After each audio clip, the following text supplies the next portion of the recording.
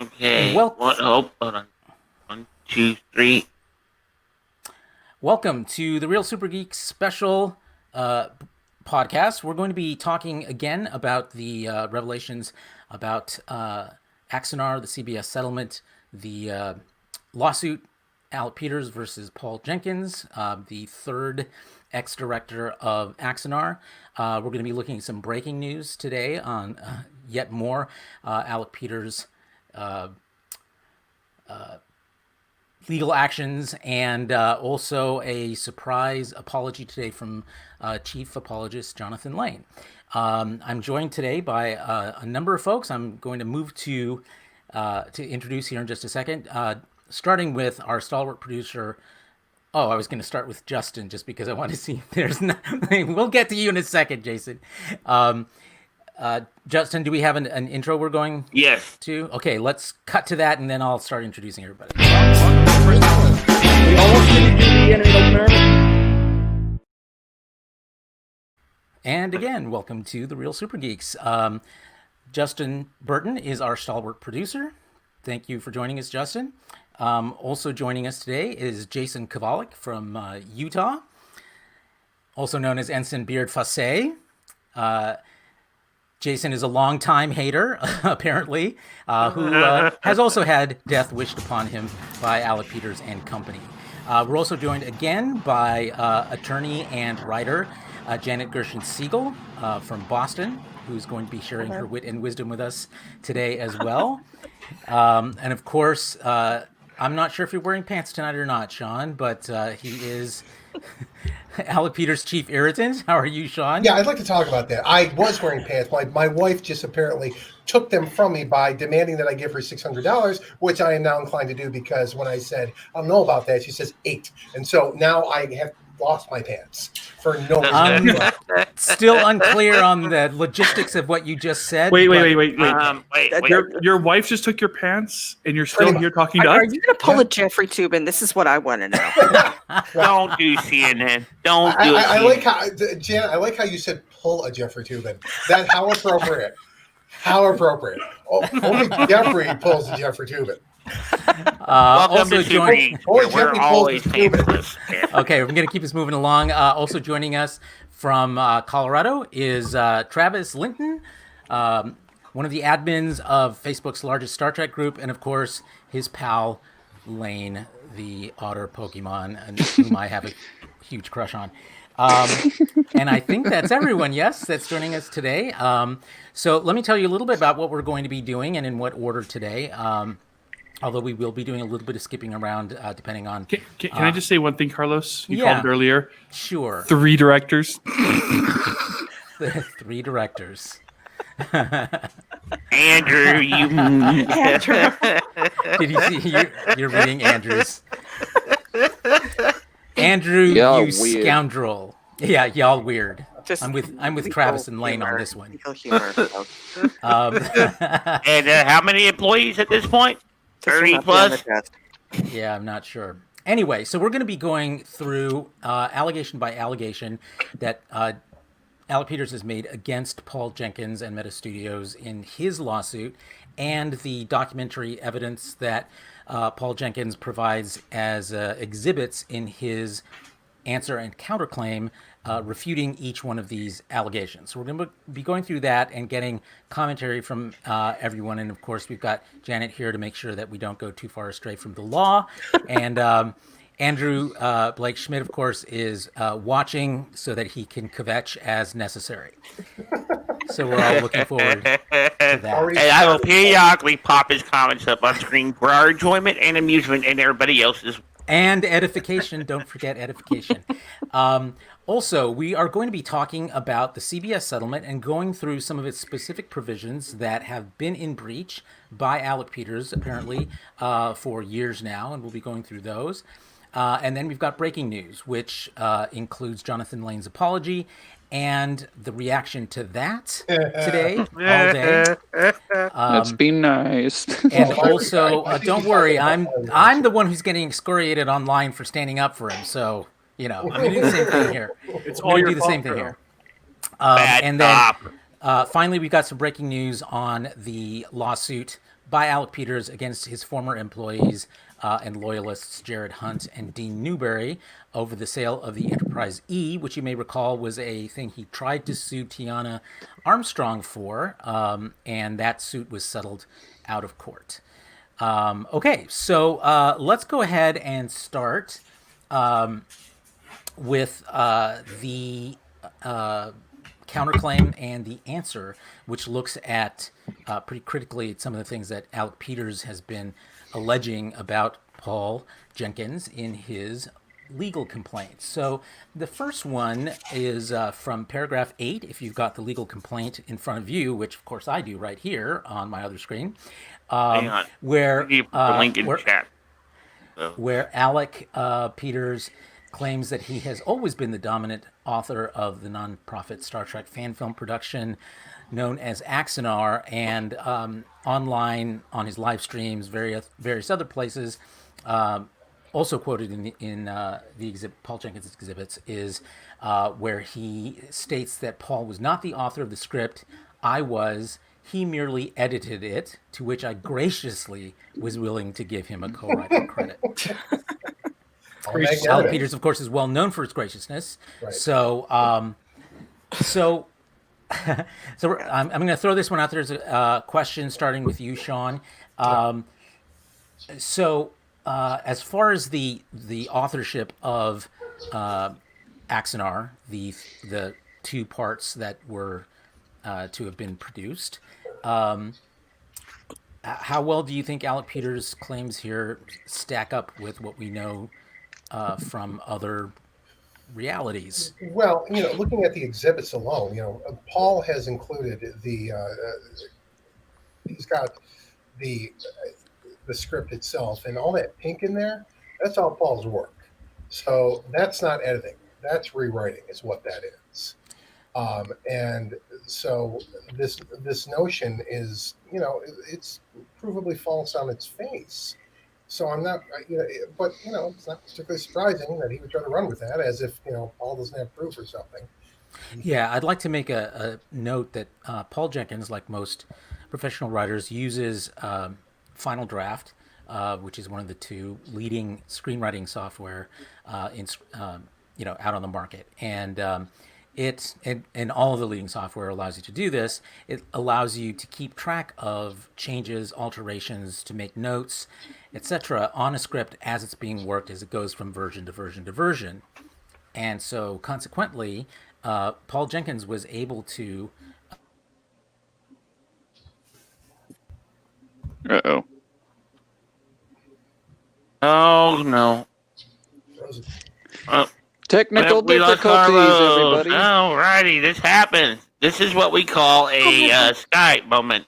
And, we got Carlos perfectly framed there at the exact moment that everything went south. Oh, God. Alec got to him. Call the police. I think we need to call. troubling. Hey, Chris Condon, you see that picture of Carlos? Can you screen grab that and do some of your magic on it? Yes, Chris. Here, I'll blow it up just for you. There you go. Screen grab away. Oh, poor Carlos. I'm sorry, Carlos. Who broke Carlos? Carlos is broken. That's. And here I was getting ready to pop the. Hey, Justin, can we get some intermission music right now? Yes, we can. Think music from Jeopardy. Or some music from Police Academy. 1970s, like we're experiencing technical difficulties. It's like the guy who just unplugged the outlet. The Hello, Andrew. Yes! You're the man, Chris. Thanks, Chris.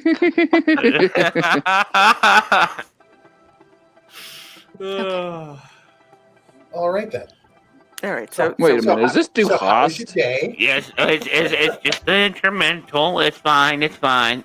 So Carlos is probably rebooting. What was he talking about? Like he was talking about like. I have no idea now. He's talking about Final Draft and what. But then again, I'm doing like three things at once right now. I'll get into this a little bit. What he's referring to if you look in the exhibits here, you've got the script that with the Final Draft program edits all over it, and it looks to me at least 50%, if not more, of this was edited by Paul. So for those of us who don't have fancy software, that's equivalent to like the red lines in a Word document, right? That's basically correct. When you Yes. it was 50% at least was rewritten by Paul. That's very clear. And when you think about it, it makes absolute sense because that's what he was brought on to do. Because at that point, Bill Hunt's script was, I believe, if correct me if I'm wrong on this, but wasn't Bill Hunt's script assuming that there was going to be it was going to be an actual film as opposed to the documentary style? Right. Bill Hunt's final revision was a feature film, not a not The a original was supposed to parts be a 4 and feature. 5 or 5 and 6 of the war of the action of the 4 Years' War documentary series. Right. So that being said, I mean, it doesn't even make sense for Peters to even claim it. But of course, again, Peters he thinks it now has evidence, and we saw this throughout the CBS versus Axanar lawsuit as well during the discovery phase of that. So, I mean, it's just it's a claim that falls flat in its face, in my opinion. Anyone else? Carlos, Sorry, welcome back. complete internet outage here. Luckily, it was only out for a few minutes. just so you know, when you freeze like that and your face gets stuck in one of those awkward places, I can't be helped for what Chris Condon does with your photo. Yeah. Oh, God. Yeah, well, we Chris. made sure to point that out, and he's going to have a surprise for you. Got it. Yep. Chris, I be mean, kind. like- That's all I'm going to say. Be kind. Hey, were you kind to my girlfriend? Oh! I respect the heck out of your girlfriend because she is Canadian, number one, and number two, I don't believe I shared that publicly. Did I? That was Yeah, you only didn't in the- share it publicly. Did but I it's really? Still no, you didn't No, you share didn't. it publicly, but it's still burned into my image, which is bad enough. I'm crying still, man. I'm crying. Okay, Sean, remind me where we are so Well, far. we were just It discussing. is. We left off with our final draft, and as I kind of picked up the where you left off, and I said that the point here is that when you look at this, that the edits on this, they clearly prove that Paul rewrote at least 50% of this, if not more. And I think he estimates 50 to 75%. Right, exactly. And just from what I'm seeing, right, I'm just visually with my brain looking at it here. But and again, this really makes sense, and it's kind of absurd what Peters is claiming because Bill Hunt's script was originally for a feature film, not for the documentary style that Paul was called to come in and do the rewrite for. So what, Yeah, what Alec Peters did is he once he decided, he went against Bill Hunt, Mike Bodden, Rob Burnett, against their wishes that they instead just make the first 30 minutes of the feature. And he instead decided that he wanted to make 2 more mock documentary type episodes like Prelude. And so he rewrote or wrote a new script based more or less on the Bill Hunt script. And that's what he brought to Paul Jenkins, and to which Paul Jenkins made a lot of very substantive changes and improvements, which we've reported on before. He basically, put some life into these characters and made them less caricatures and cardboard characters. So that's the provenance of the script that Paul ended up co-authoring. there you have it. Now, another aspect of this, of course, is why it's important for Alec Peters to minimize Paul Jenkins' role as a co-author here. And there's 2 different ways this can go. One is that if he can make him just an editor, Paul has absolutely no kind of rights to ownership over that work. Secondly, if he can at least claim that Paul is a joint author, that moves it into a certain category of usefulness under copyright law. And Janet, I'm going to put you on the spot a little bit here. Is that something you can? I know you're not a copyright law expert. No. But the concept of joint authorship and copyright law allows the two authors, two or more authors, to each do with the copyrighted work whatever they want, so long as they each as they share all proceeds with all the other joint authors. Okay. So, So- oh yeah, I guess I answered my own question, Okay. but But I was just here, for moral support. which I feel. So, does, and this for anyone, not just putting Janet on the spot, does that argument hold water? Obviously, Paul Jenkins has filed a copyright on his contributions to this script, and those copyrights now are registered. They're a point of fact and law with the U.S. Copyright Office. So, how steep a hill does Alec Peters have to climb in terms of being able to use that script? Oh boy. Well, yeah, he's got his work cut out for him, I would say. And looking at the corrections or the editing slash rewriting. I've worked with editors before. I've been an editor. Okay, that's a lot of changes.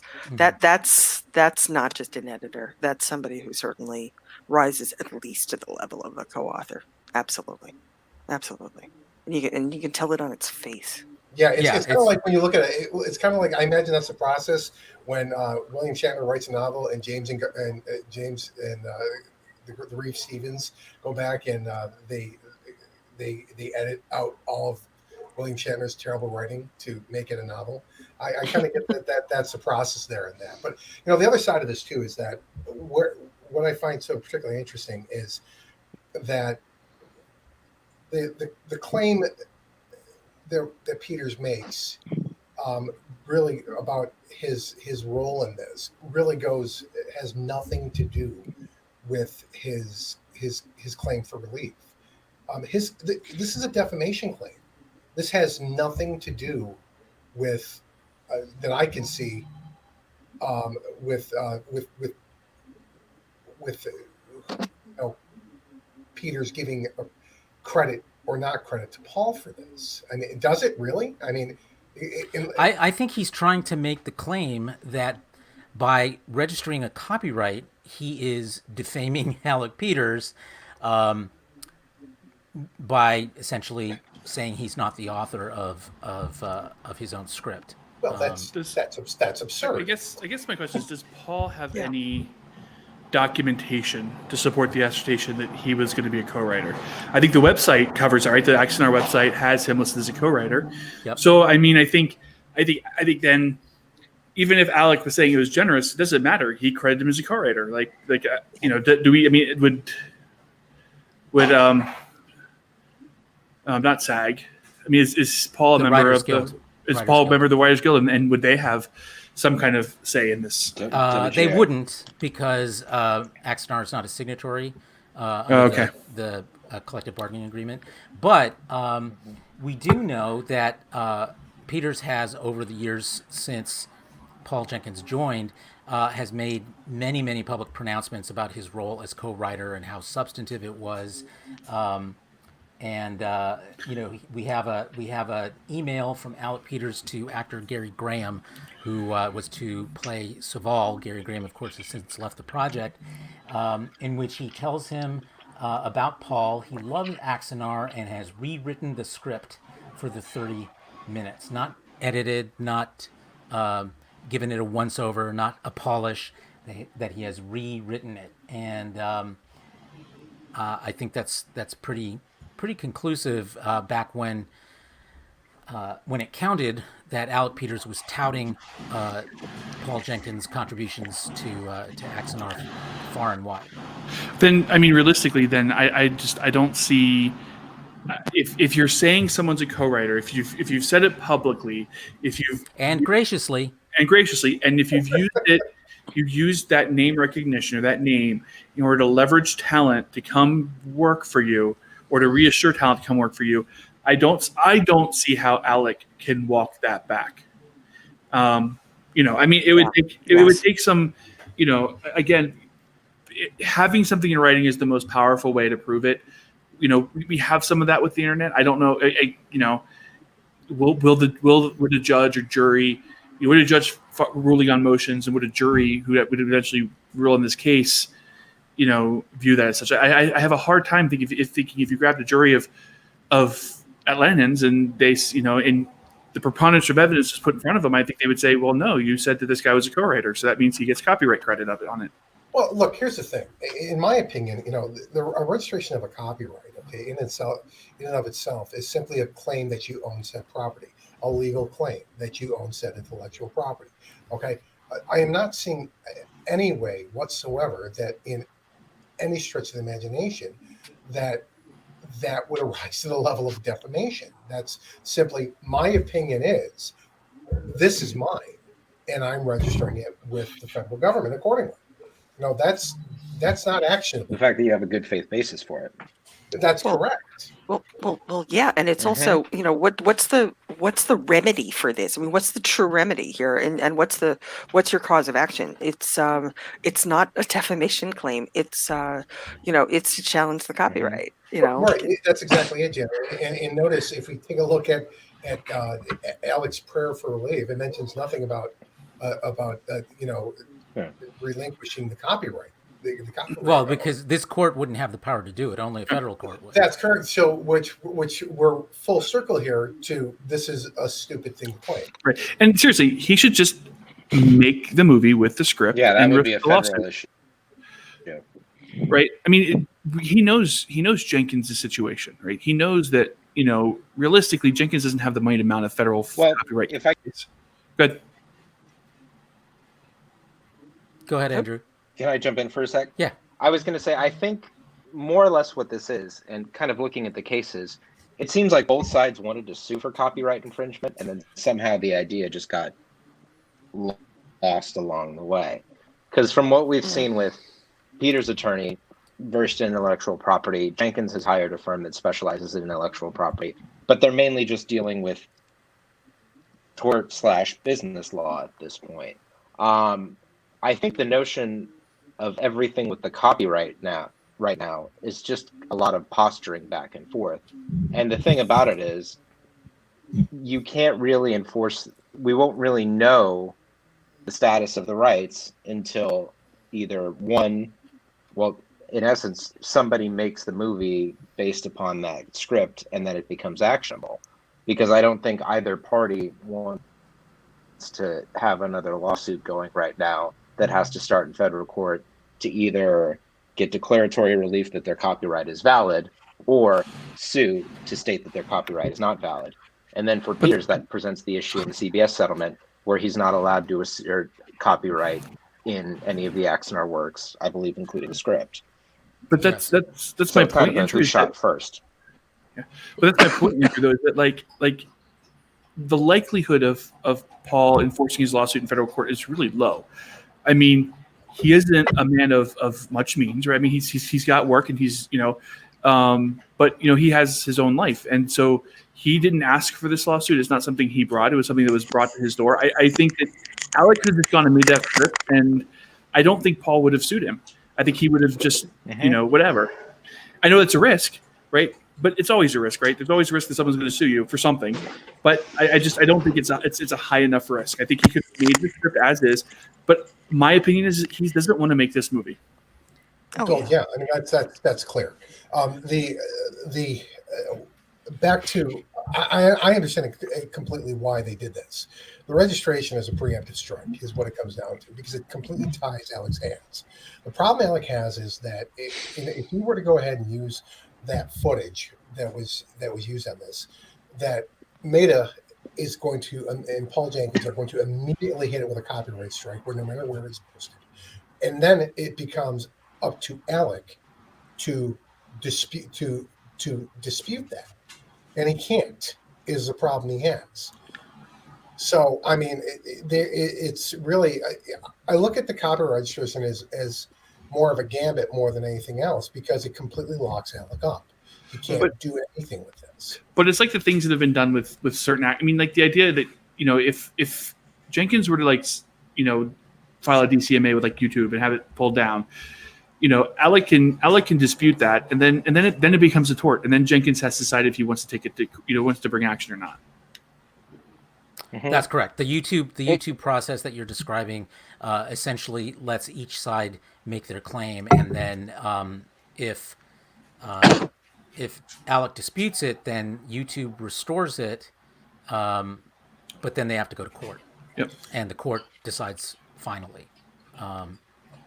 But the problem there, of course, is that in doing so, Peters has to attest that this is not a frivolous claim, and given the fact that he has registered no copyright for this at all anywhere, gives him nothing to stand on, and so he opens himself up to some civil penalties around making claims that are completely unsubstantiated.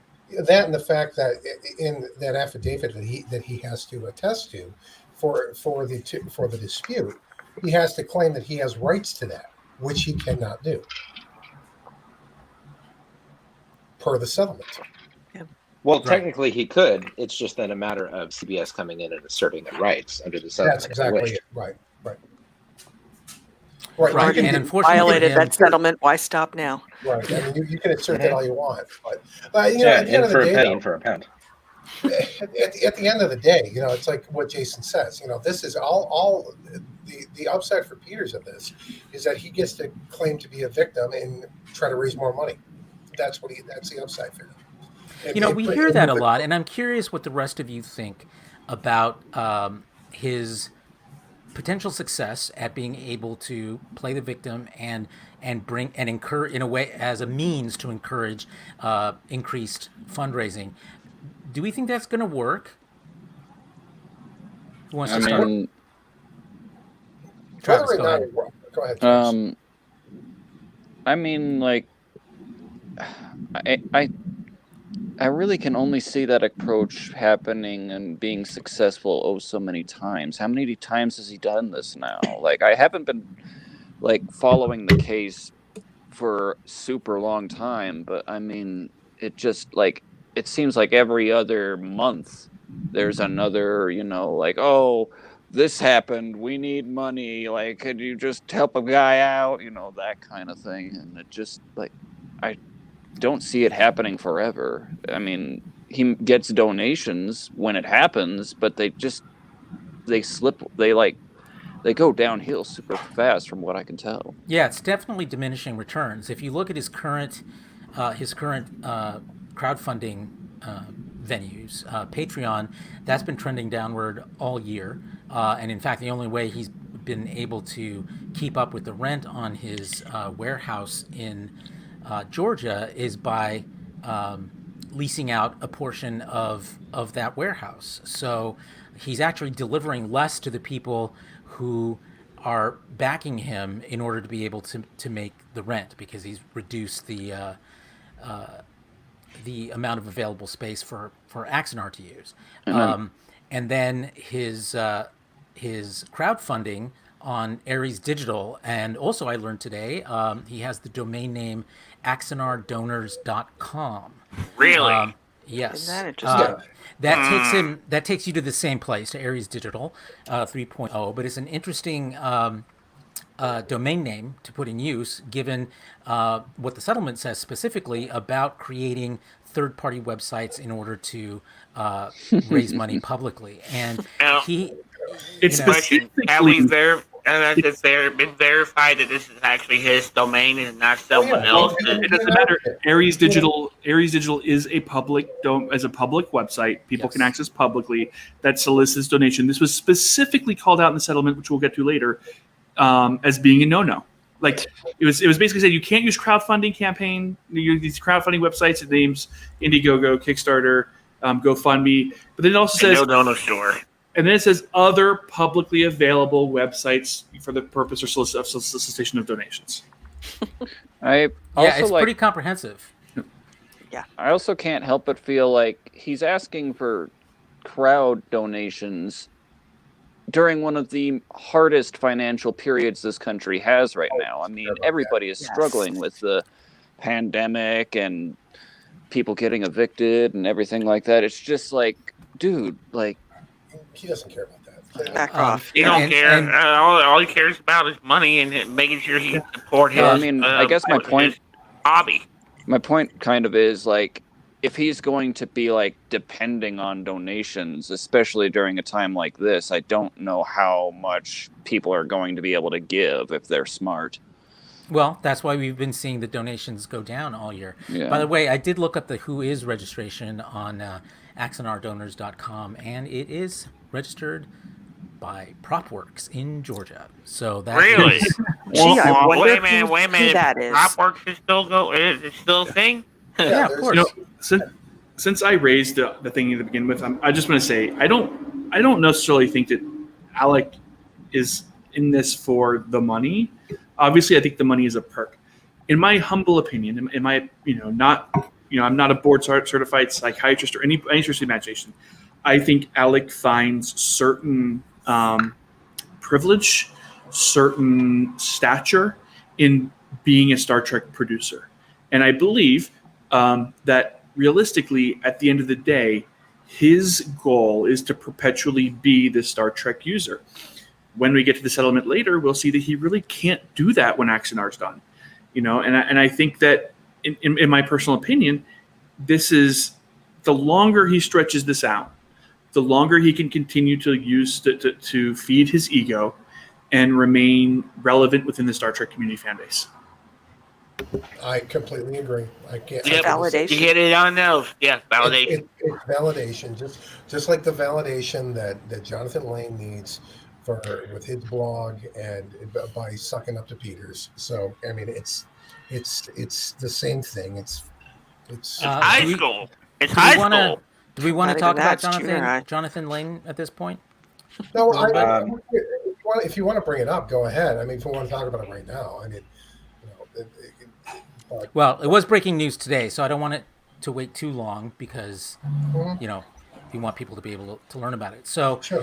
what the news was that today on the Star Trek Fan Productions Facebook group, Jonathan Lane posted an apology to Sean for his being a part of the Troll Hunters group, which we revealed over the weekend in our reporting, thanks to Paul Jenkins' counterclaim and its stuff and its documentation about this Troll Hunters group that included transcripts, chat logs from them, and among the chat logs that have been revealed were when they were talking about the unfortunate suicide of Sean's father-in-law, and the members of the Troll Hunters were ecstatic about karma and just glad to hear that such terrible news had afflicted Sean and his wife and their family, and so Jonathan apologized for that and announced that he was no longer a member of the Troll Hunters group. And he also apparently apologized to you privately as well, Sean, if you can confirm that. Well, he had Mike Bodden do it. He sent a message to Mike Bodden to relay it to me. That's what he did. Interesting. So, he didn't personally do it. Oh, okay. All right. So, so there you have it.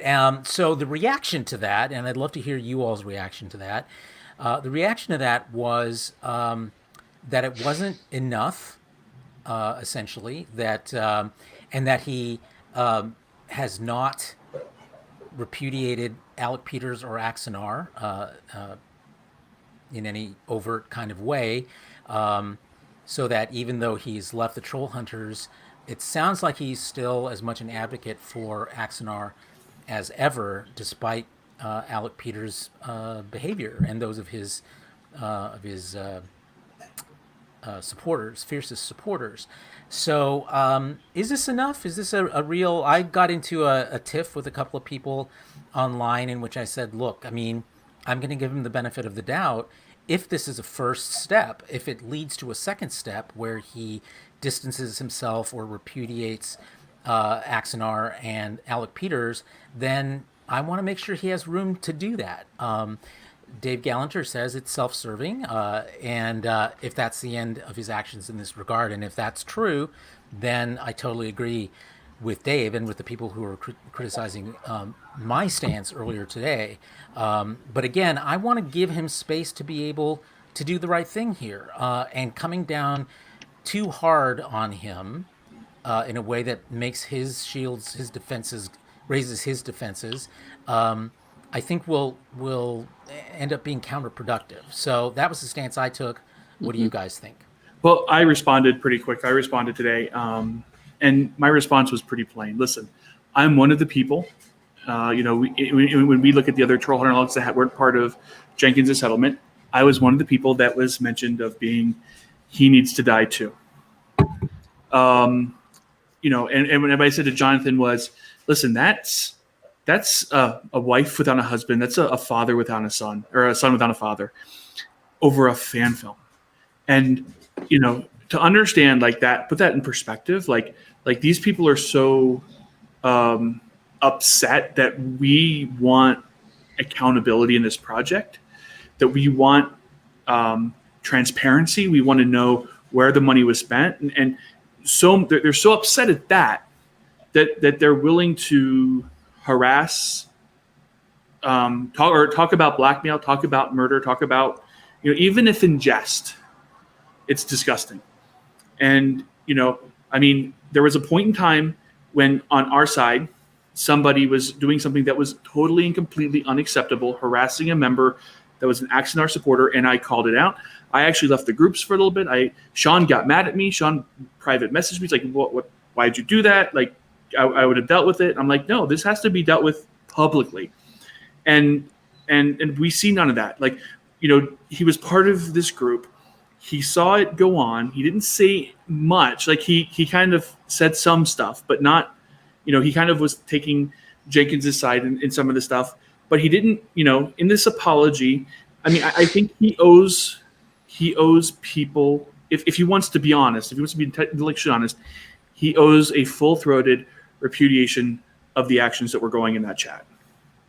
Yeah, indeed. In fact, especially I think to Sandy Greenberg, because Yes. Sean's thing was like maybe 6 or 7 posts on there, but with Sandy, it was page after page after page of these transcripts in which they are denigrating him, wishing death upon him, making actual plans to get him fired from his job. Right.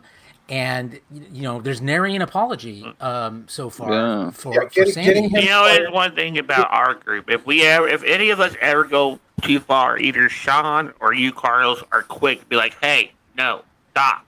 Right. That's exactly it. Don't do that shit.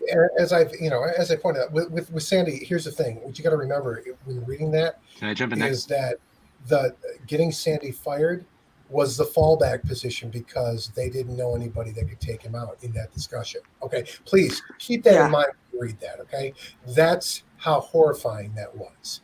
Okay, so my position on this was very clear, and I wrote a lengthy response to Jonathan about this because I get what you're saying, Carlos, but the problem with Jonathan Lane is Jonathan Lane tends to like to address something very quickly and brush it off and move on. The fact that he did not post this apology in Fan Film Factor in his own forum or Fan Film Forum, and he did not make a blog post about this, and that he just directed in the much smaller Star Trek Fan Productions group. In not only that, they were blocking people from trying to share it. So hold on one second. They did block people from sharing it, basically. Casey got blocked. A few other people got blocked. It was shared. It was shared, and it was pulled down. It was shared. And they were banning the people immediately. It was immediately pulled down. I believe Casey Shafsky shared it, and when Casey shared it, what happened was that he was not only blocked. It was not only removed. He was also muted for 24 hours as well. So, do we know who muted him? I don't, but it doesn't matter. The fact of the matter is, well, it does actually matter. They won't show. You can go under it at any time and unmute Casey. for that. Allow that to be posted. He's the admin of that group. He can undo any other admin. No, that's true, but who actually took the first action, I think, is important, because the other admins in that group include other troll hunters, right, like other Colin troll Krapp, hunters like who- Dave Heagney. right, People who being Reese Walken. exposed for their unseemly behavior is against their best interest. Yeah. Right.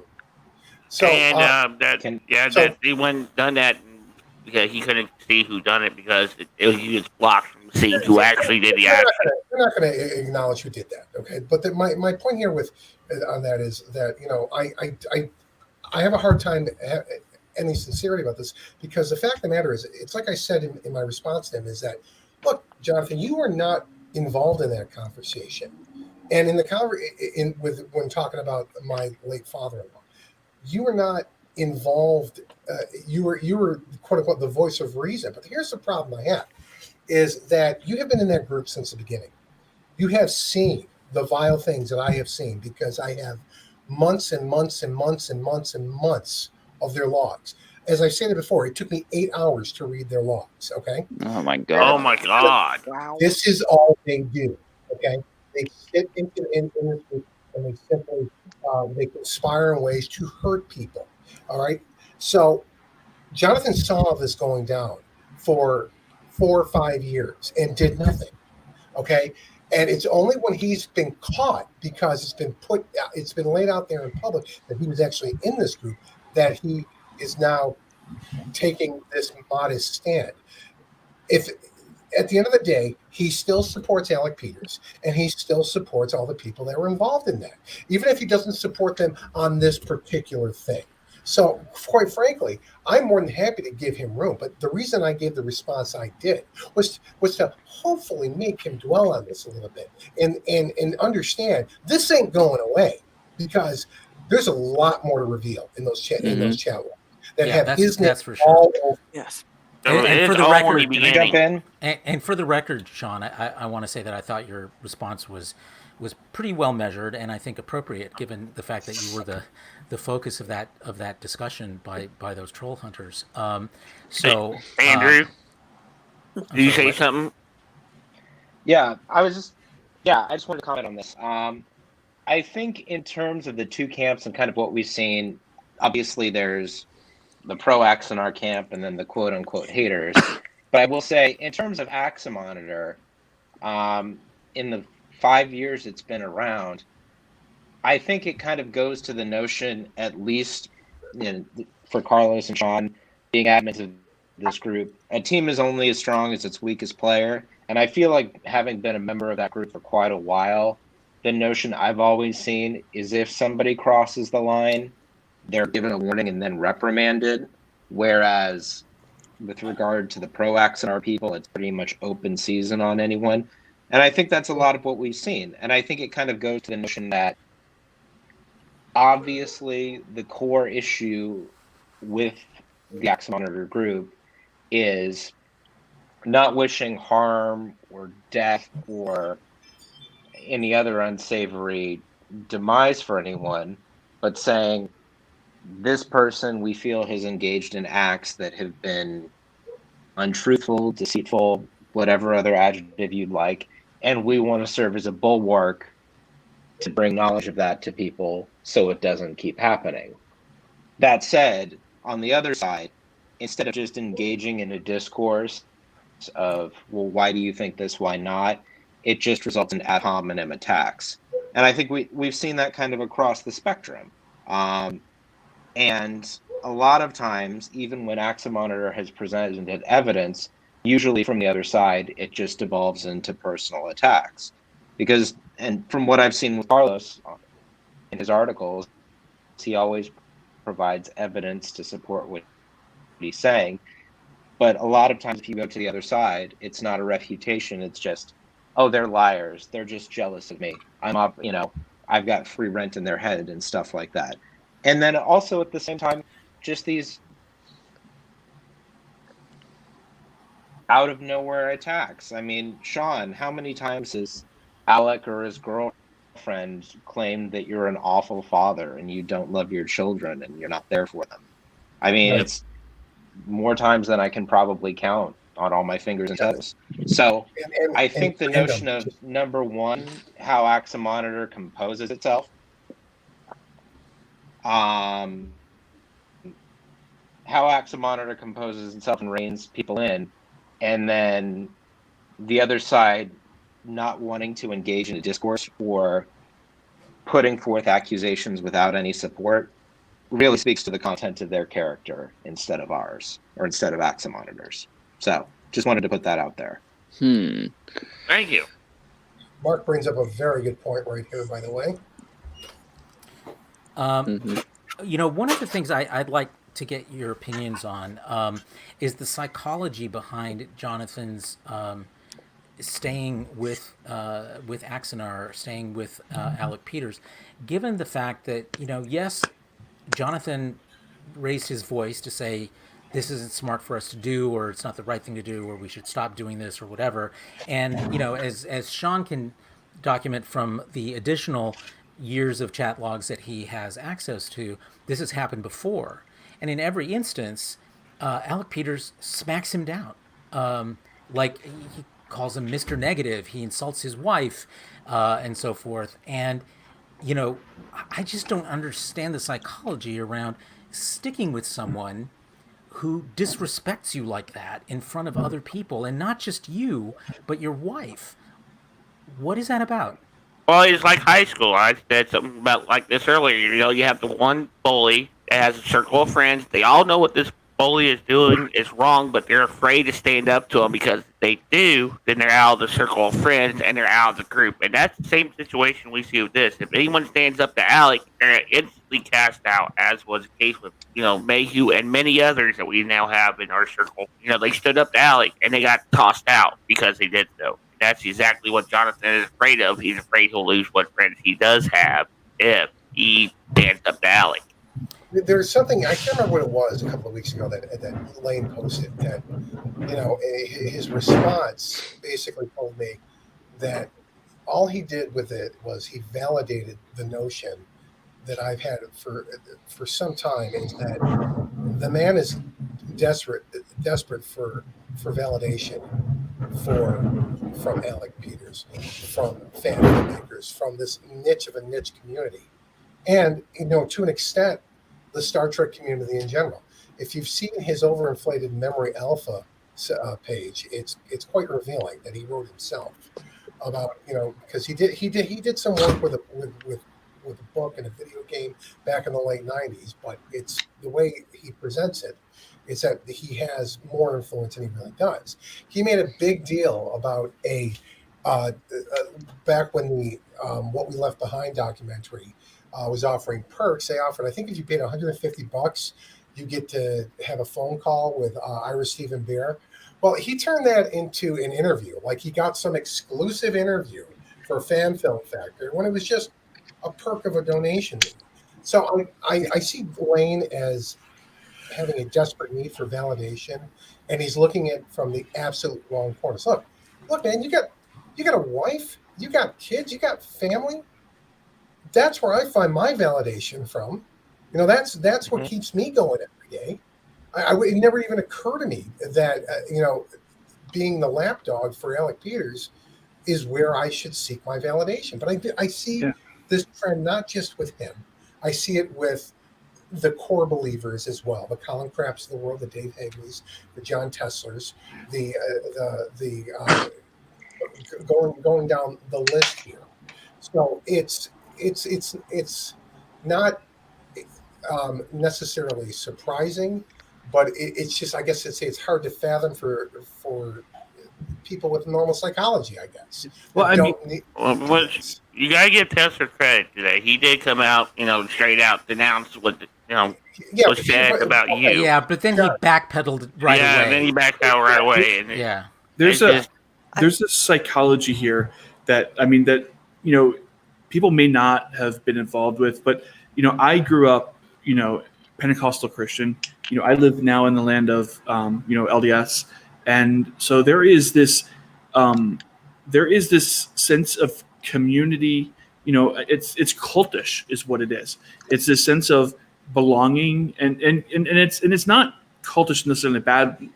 It is bad. It is unhealthy, but the sense of community, the sense of belonging, the sense of is strong, and it's self-reinforcing. Right. And I don't want to paint Jonathan as weak, as needing as needing affirmation, and we all need affirmation. We all need friends. We all need community. And I would hate for somebody's wanting to be part of a community be used against them. I think in this case, just like me, my own Axanar story, I was a hater before the lawsuit. I was a critic before the lawsuit. I had turned my back on Star Trek fandom when Terry McIntosh outed my $15 donation. Again, this was in the summer of 2015, so this was before the lawsuit hit. I've since found community with this group of people here. And so I don't want to turn that sense of validation into weakness, because we all have it, we all need it. But there is this abuse kind of that I see in my own life in growing up evangelical Christian, where the religious leader would use a carrot and a stick, right? The carrot, but the carrot stops working, the stick will move you, and if the stick stops working, the carrot will move you. And I think in a lot of cases, when we look at the people who are really close to Peters, you see that when you look at the correspondence between Peters and Jenkins, and then the other communications that we saw in the CBS lawsuit that were public, you see this kind of same mentality of thwap you with a stick, it's just hard enough, and then give you the carrot to keep you going. And I think that's the case with Jonathan. He doesn't see it. He's not able to rise above it. He's not able to say, dude, this guy kind of is abusive to me, and he's abusive to my family. He calls my wife, kinds of derogatory things.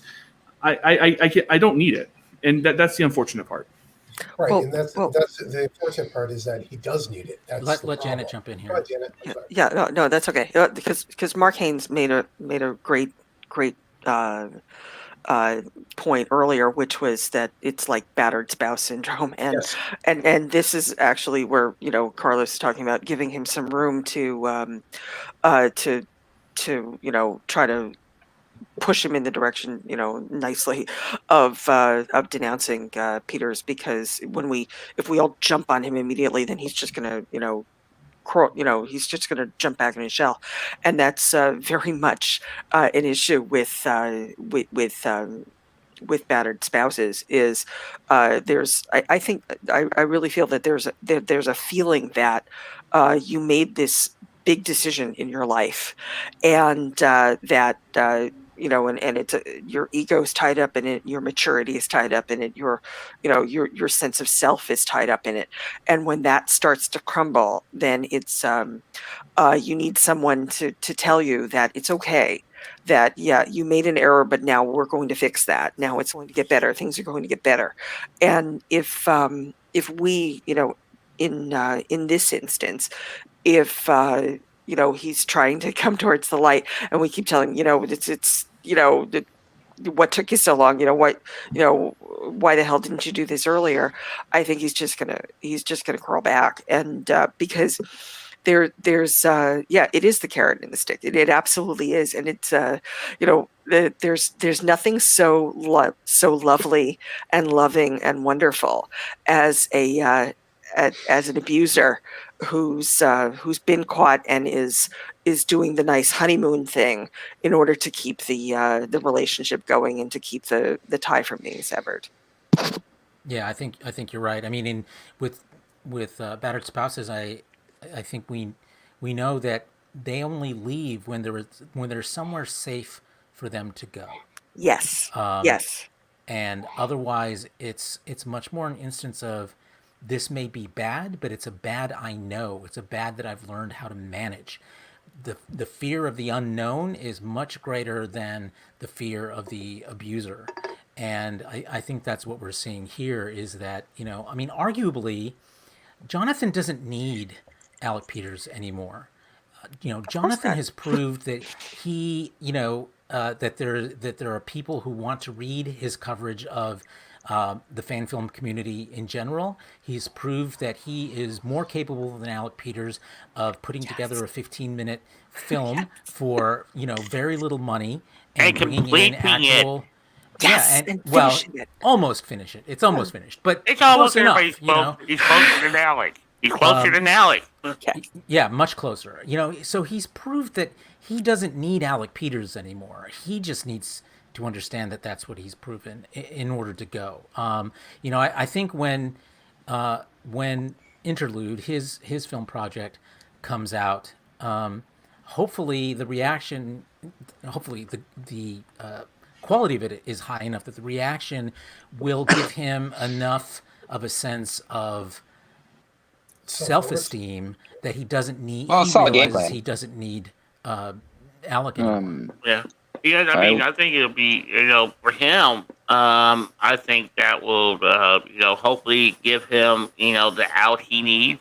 And, to him and anybody that, feels like they need to get away from that side, our doors are always open. I mean, this is the thing, is that, like, I made the point here. I wasn't on the bandwagon. I am never on the parade of, because people always do this. And this is one thing I do not like when people do this in our group, is that instead of welcoming people who have finally seen the light over, what they do is they'll say, well, what took you so long? And they criticize them for their past behavior.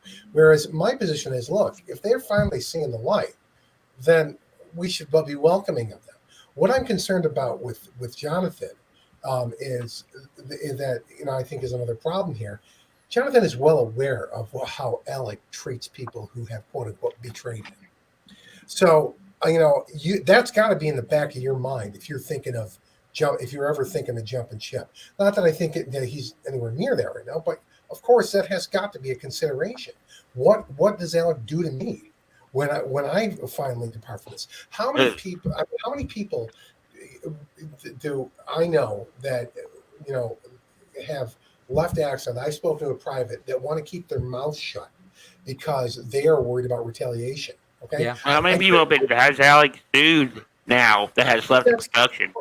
Of course. And the other, look, the thing about it, I had to create a safe haven group specifically for those people because they were too afraid to talk about Alec Peters and the information that they had. And this is back in 2016. And this is no secret, for the record, for anyone. I have a private group. The private group exists so Alec Peters and his minions and the troll hunters don't hunt them down. I didn't even know the troll hunters existed back then, but I had a funny feeling there was something going on. And that is exactly why we offer safe harbor to these people, because of what the troll hunters represent, what they do. Yeah, we figured it out because we always, if anyone that said anything anywhere, we would instantly get attacked by the same group of people. And it was attacked, you get private messages, you get warnings about being sued.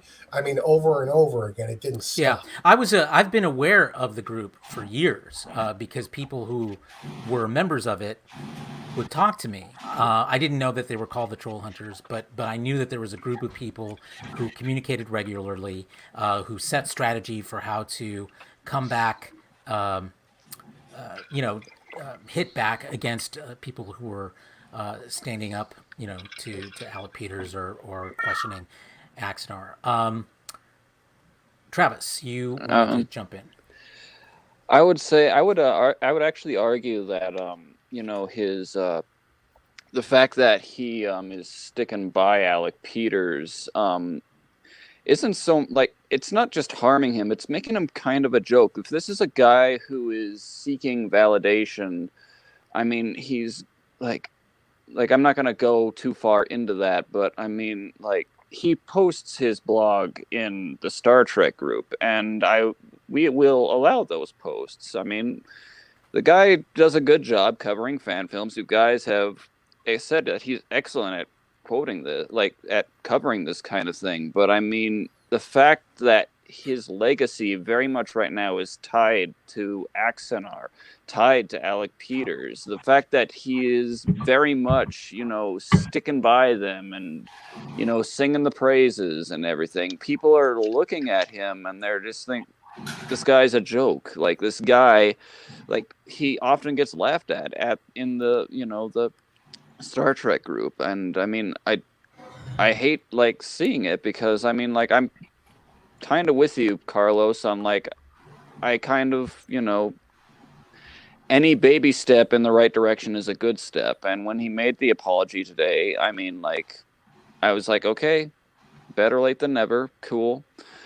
But I mean, I also very much understood. I mean, I understood, like, Sandy's outrage. Yeah. Like, I was very much, there was nothing I could really say. It's like, I totally get it. And I mean, I haven't read Sean's response yet, but I mean, I can only imagine that it's also, like, full of, like, yeah, I get it. Like, there's not much I can really add to the conversation there. So, I mean, like, I just, like, I said the last show that I do believe that Lane wants, like, to be the positive guy, to cover the things that are positive, and, like, try and get things rolling, and, just get Axanar on good ground. But I mean, it just isn't working. And I mean, the longer he stays with Peters, the more he's going to just get this reputation, not only as one of the, like, bad guys, but just kind of a joke. I mean, are we the baddies? Yeah, exactly. It's. I agree with you 100% that I don't even think Lane realizes that the biggest impediment to any kind of real recognition is the albatross of Alec Peters hanging around his neck. Period. That's it. And I mean, to them, we're the villains. I mean, we are the villains because we want the, Axanar made and the money accounted for. I don't understand why we are the villains because of that. I can't ever think that it was so bad about wanting the same thing these people want is for the damn project to be made and this stuff to be over with so we can all move on. Well, I think, one, we're villains because that's the way we're painted in by their leader, right? I mean, it's the shadow of leadership falls on them very starkly. And, it's funny because in whatever video he did where he was talking about calling Empire Direct or whatever, about flooring in his new house, Alec Peters talked about, like, kind of that I forgot where I was going with it, but that shadow of leadership Alec falls on them, and they don't realize it. They don't realize that he is the villain. There was a conversation in the fan film productions group today, where specifically there was a gentleman who is represented in these chat logs said, Axamar's done nothing but to sabotage Axanar. And one of our former hosts, Joe, was challenged how has Axamonitor stymied Peters at all? How has Axamonitor caused him to not be able to do anything? We didn't cause the rift between him and Paul Jenkins. We certainly didn't cause the rift between him and Robert Meyer Burnett. We didn't cause the rift between him and Christian Gossett. Gossett left before, before Axamonitor. Mm-hmm. So none of the things we didn't rent a $13,000 a month Albatross studio, in a part of the country that has probably more studio space per capita than any other place in the world. We didn't force Alec to have to move across the country. Those are all things that Alec did of his own volition. Nothing. The delay in Axanar has nothing to do with people criticizing how money's been spent, criticizing how the project has gone. That has nothing to do with the critics. It is all on the production team.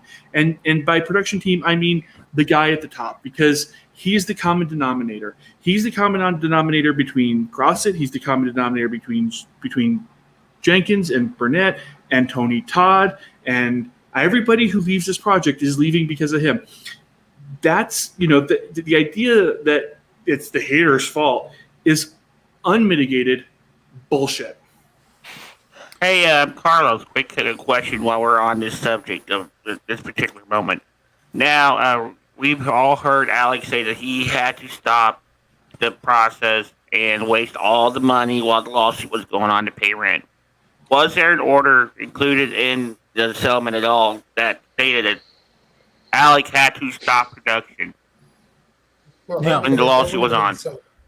No. No. While the That lawsuit was wouldn't have on, been in there the was no settlement. such order. It The was settlement agreement.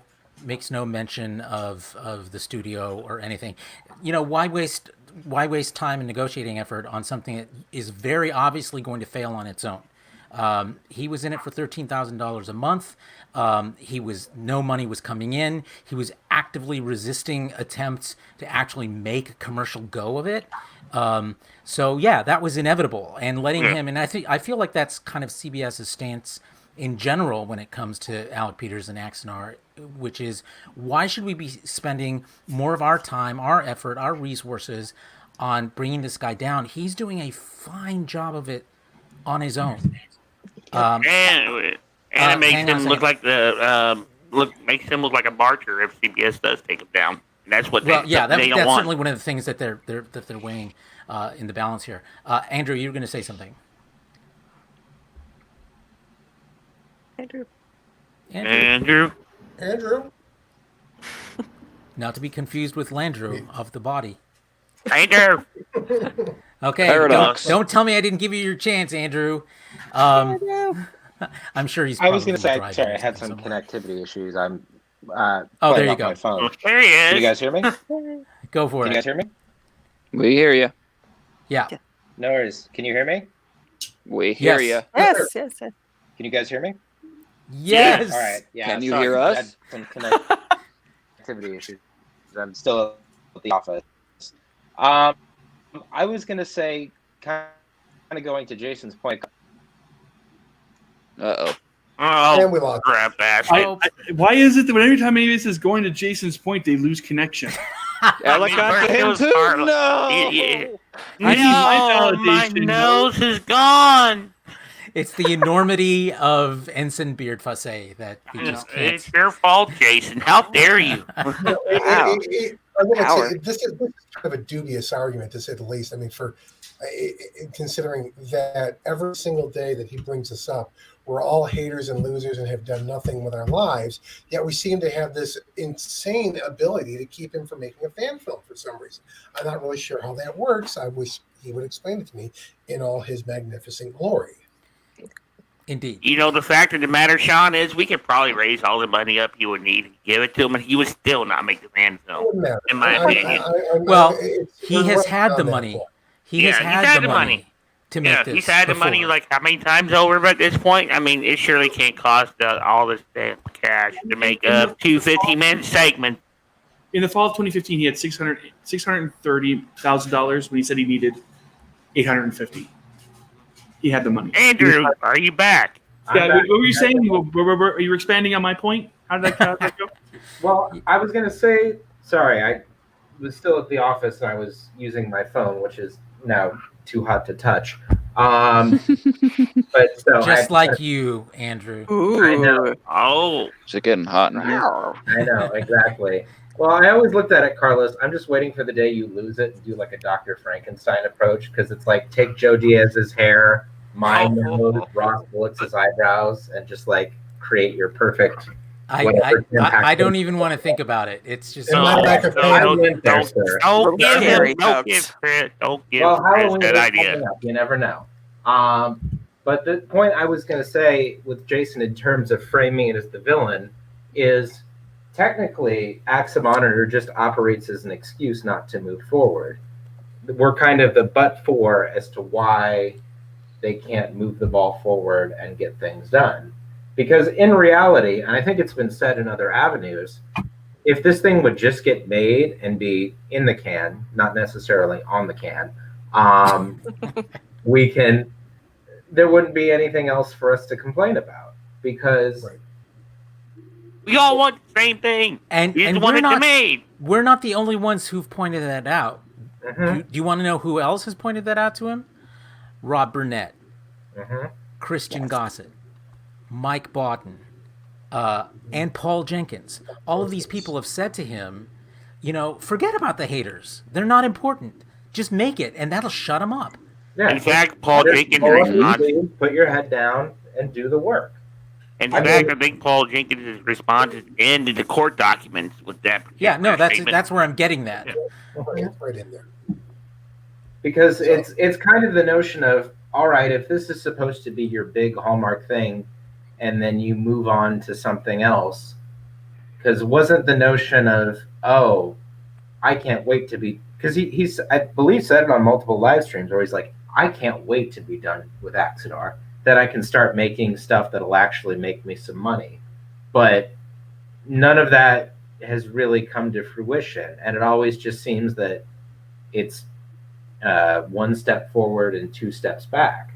So I think, in a sense, Axamonitor just acts as a crutch, because even though we're not really doing anything beyond just pointing out the fallacies of it all, he's still been able to appeal to and galvanize a certain base of people that appreciate what he's doing. I mean, he's technically getting, a home, a mortgage for a moderately priced home a month from strangers to keep his big storage unit open. You would think that in turn you would try to move things forward and deliver on what you promised to deliver. Because one of the things I meant to touch on earlier, and Carlos probably has the answer to this, how many separate campaigns do we have now that haven't been fulfilled in their entirety?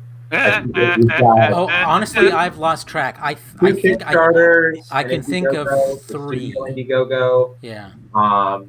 and like probably 2 or 3 others. Well, and then he's got his own. Like he keeps coming up with a new campaign for each shoot, and so it's hard to tell exactly. Each of them has raised a certain amount of money. It's hard to tell how they all add up and how that affects, the progress towards being able to actually produce this thing. So You got the dog dress. To your point, Janet will appreciate this. It's the old adage of old wine in new bottles. Yes. Oh, Yes. yes. Okay, let's switch gears a little bit, and let's talk about the CBS settlement, because Yay! it is the focus of so much of Paul Jenkins' counterclaim. So the internet lawyer did a YouTube lawful masses. yes yesterday I guess, in which he kept going on and on about how does this settlement even relate to this case, because Paul Jenkins is not a party to this settlement. So what is the significance of this? So what is the significance of this settlement in your eyes, as you all have looked at these court documents? Janet, you want to start us off? Well, I think it's that it appears that that Jenkins relied on certain things. He was told certain things that he thought were possible, and it turned out that under the terms of the settlement, they were not permitted. And that's I think that's really where this is coming from. And maybe I'm mistaken, but that was the impression I was getting, was that he had a reliance on statements by Peters, and they turned out to be the polar opposite of what was in the settlement. So and Jenkins, I think, didn't want to be a party of violating this settlement, even though he's not a part of it. He just didn't want to. He didn't want to, abet that, if you will. Mm-hmm. Yeah, there were 2 specific things that he raised concerns about. One of them was the merchandising.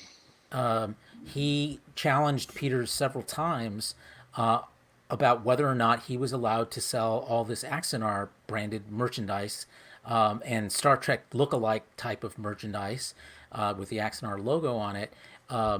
Whether he was allowed to do that, and Peters kept saying to him, "Yes, of course. It's the settlement allows me to do this," and then Jenkins would say, "Where in the settlement does it say this?" And he said, "I can't show you because it's confidential." And he hid behind this settlement for years, in claiming he could do this, he could do that, that he could raise money with on a new website publicly, and it turns out now that the settlement is out in the open that those were things he was in fact not allowed to do. And so Jenkins is claiming that because Peters misrepresented the terms of the settlement to him, if he had known that, if Jenkins had known these things, that he would not have become associated with Axanar. And in fact, instead of volunteering all this time and effort to Axanar, he would have pursued projects. Well, paid opportunities, right? Yeah, that were paid opportunities, and that he's now missed out on those opportunities, and therefore part of the damages he's seeking revolves around that. Question, Carlos. When Paul was attached to the project, had CBS decided to come after Alec again for violating the settlement, could Paul also be brought in on it because his studio was attached to the project currently? No. That's exactly, Justin, this is exactly the concern. This is exactly the point of the concern in this, in that this is exactly the point that Paul's making, is that had they known, they would not have put themselves in a position to where CBS would pursue them over this, because they wouldn't have gotten involved had they known that Alec was deliberately violating the terms of the settlement. And the other side of this that directly relates to Meta is the I'm trying to find the number here, but it's basically the one that says can't pay cast and crew, which which Alec was very adamant about, which he could do. Alec made a very big deal about it. Alec even was a dumbass enough to include it in his defamation claim against Paul. So that's a huge one, because as producers, they were the ones that Meta Studios were the ones that were responsible for, in part at least, to try to get these vendors paid, to get actors and actresses paid that were professionals on Who this. you weren't supposed to be paying in the first place. Right, exactly, which they would never have done had they known. Yep, I mean, it just blows my mind, because he was boasting about it, having to pay for professionals to come in and work on this, and he wasn't even supposed to be doing it. He's not supposed to be paying a dime of donor money on this. And the reality is that due to this, the argument that Paul's making is he exposed us to legal consequences over this, and I think that's a very fair argument to make. Right. Now, to be fair, probably in answer to Justin's original question, probably Paul is not illegally exposed under the terms of the settlement. He is not a party to the settlement. The settlement predates his association with Axanar. So would CBS, conceivably go after him? Probably not. But that's a legal conclusion that he would not have known. So for him to find out, wait, you're doing all this stuff that's against the settlement? Why am I even here? It's natural to be concerned that you might be legally exposed if you don't necessarily go to a lawyer and say, am I legally exposed? Yeah. So it's a natural reaction. From a legal standpoint, I don't think he probably was. Janet, you can jump in on this if you like, but he's not a party to that settlement, so he's not subject to. This is fraud in the inducement, is what it is. Okay, Peters made claims to get certain to Paul and Meta Studios that were untrue, in order allegedly made claims that were untrue in order to induce Paul to behave in a certain way. That's what this comes down to. And if these allegations are true, then this is exactly what it is. What do you all say to the idea that Paul Jenkins should have known better? I've seen a number of reactions online in the Facebook groups about this. That why did you get involved with this guy? Why didn't you Google him and see what's out there for him? I think jump in real quick. Hello? Yes. I just figured one of the things as we're talking about this might just be helpful to go through what the elements for fraud are, just so we can kind of understand it a little bit better. So it doesn't look like Paul cited the specific statute, but more or less the elements for a fraud claim are: one, a false representation of fact made by another with knowledge that the representation was false when it was made, with the intent to induce the party to act, refrain from acting in reliance on the representation, and damages. So I just kind of wanted to put that out there, and then more or less, I think the notion is obviously Peters was the signatory to that settlement, both as a member of Axanar Productions and as an individual. He knew what he could and could not do. He wanted to have Paul Jenkins at the outset involved with the project. That being said, though Paul might have expressed some concerns, he hid behind the notion of confidentiality and didn't make any affirmative declarations as to what he could or could not do. Jenkins relied upon that with what Peters was saying, that, hey, everything's fine here. You settled things up with CBS. We can make these 2 15-minute episodes. Everything's above board. We can go forward. Obviously, we now know with the settlement being released, that was not the case. And in turn, Paul would prove his damages by saying, there were other projects I could have taken, either for reputation for myself or my production company, where I could have obtained monetary compensation that I couldn't have taken in lieu of this, which I did not, and therefore I have been damaged. So I think that kind of builds the bridge there. I figured we were just kind of bouncing around, but I feel like Good summary, Andrew. Yeah, Good that's summary. good. Yeah, thank you. You know, interestingly, we had a very similar situation with Christian Gossett as well when it came to the issue of whether or not CBS supported the Axanar project. And Janet, I know that you interviewed Christian on the G&T show. It was one of his first big interviews in which he talked about this, and he basically said that. That Alec represented to him that CBS was A-OK with all of this. Do you remember him talking about that? I'm sorry, I really don't. I don't think I was. Actually, I don't think I was part of that interview. Okay, that was that's Terry right. and the others. That was Terry. Yeah. All right, well, Yeah. I tried. The other blonde.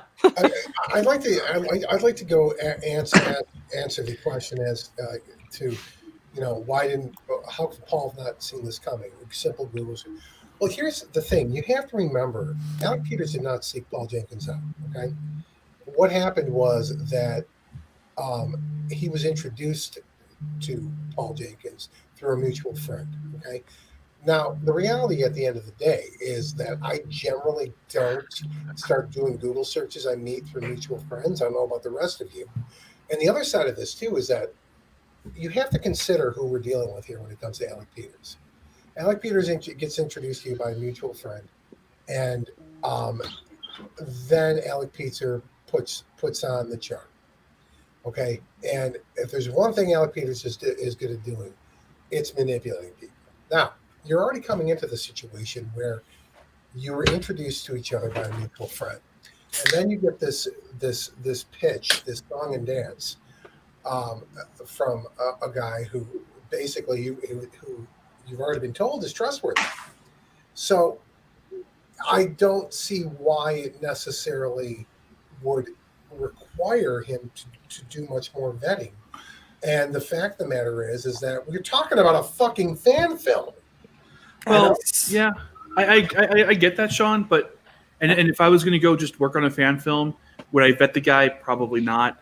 If I was going to bring my company in as a production partner, I think there is a level of due diligence that you would kind of expect to be done before you tie your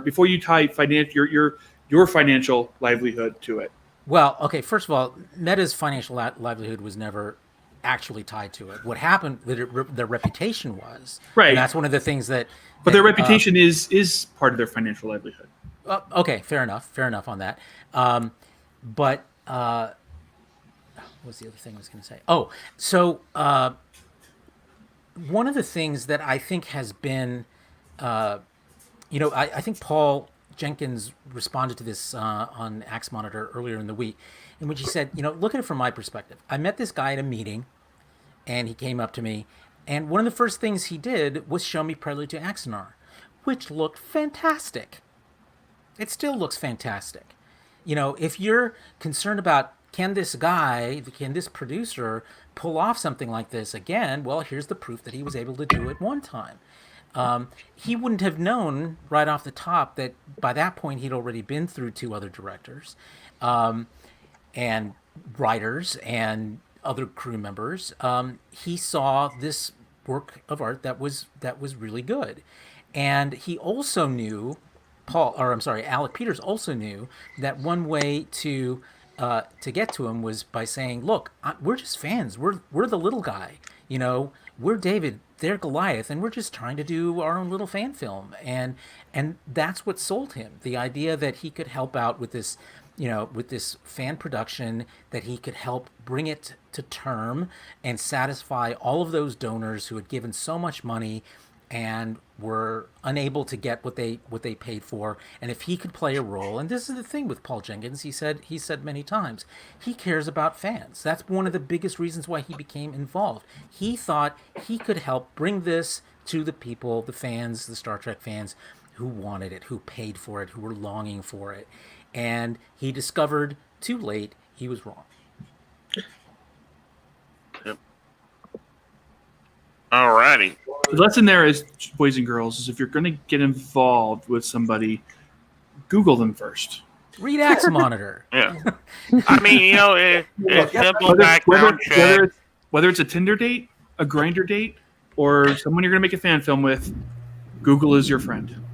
Yeah, I mean, at least basic information. I mean, make sure they're not on FetLife. Right, exactly. Yeah.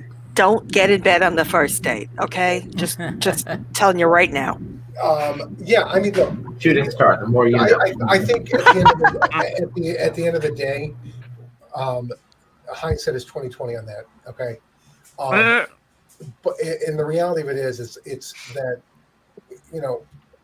it's not like we're talking about Paul during his time there damaged us or anyone else.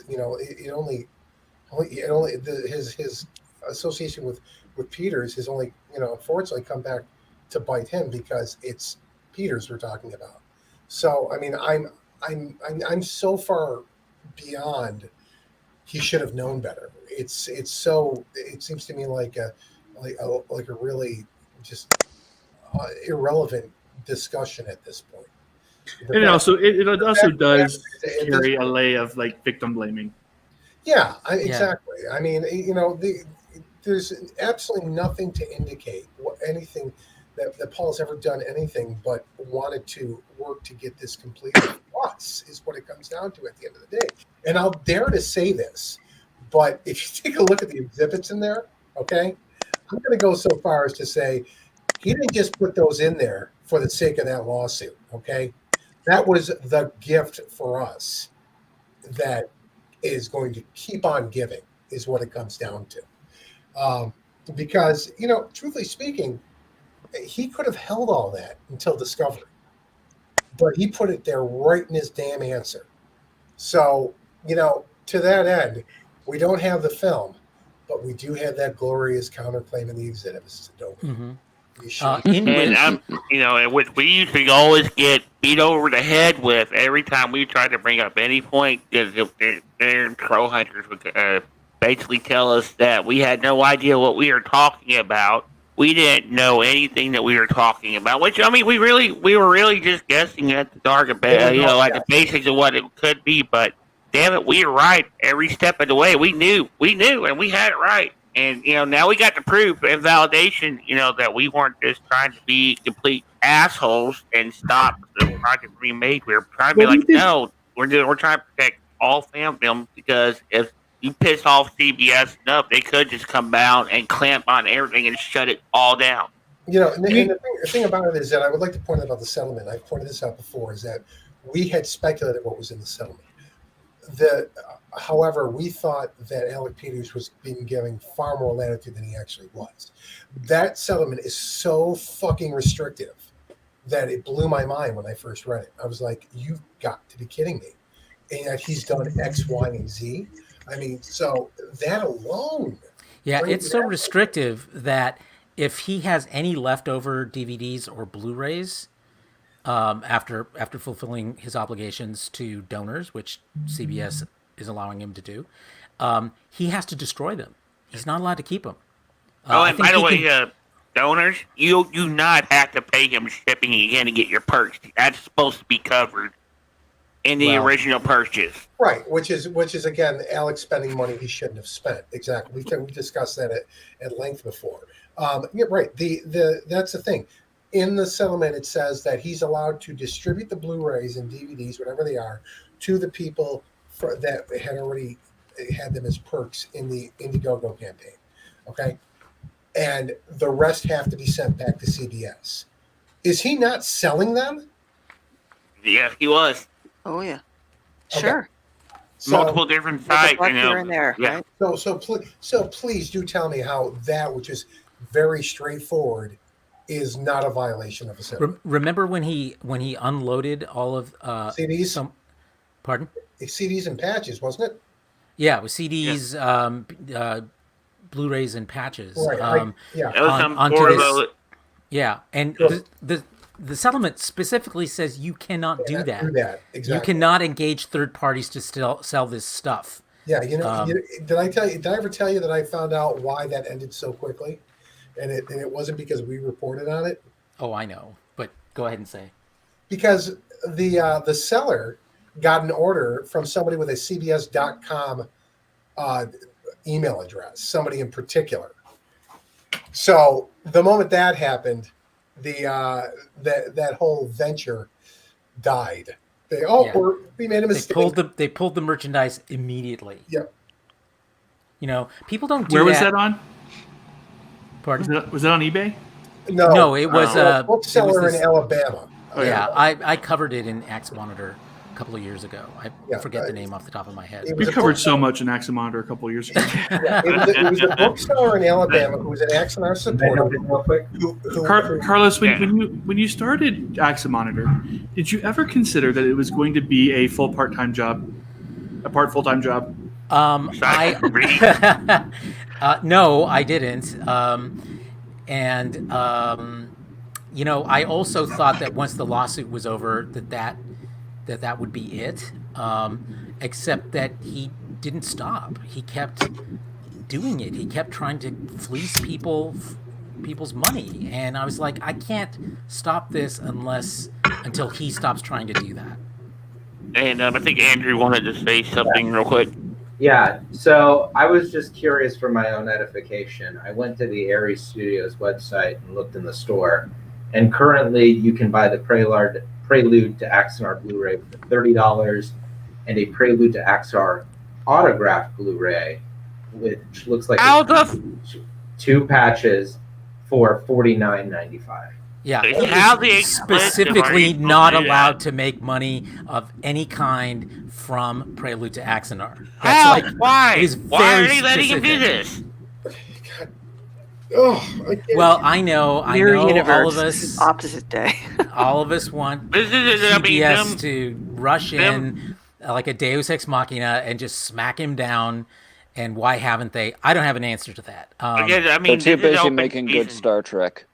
Yeah, they've got other things to worry about. And frankly, Well, I mean, if I was CBS, they're trying to basically, for the first time in years, definitely since before Axanar was even thought of, put Star Trek in the forefront and make it, a global brand. They're really trying hard with this. They're doing a pretty good job getting started. I would be worried if I was CBS seeing this person trying to sell bootleg merch for their Star Trek fan film.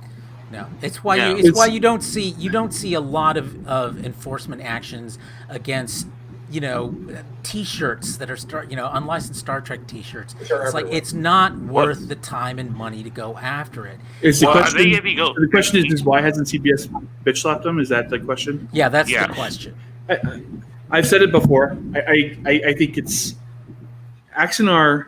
The nearly $2 million it raised is what drew the lawsuit. It was the commercialization. It was the mass commercialization, right? It wasn't like Peter's reach now is like 40 people. The stuff he's selling is like garage sale stuff. Like it's the model kit, the model builders, right? Like, I mean, why doesn't CBS go after them?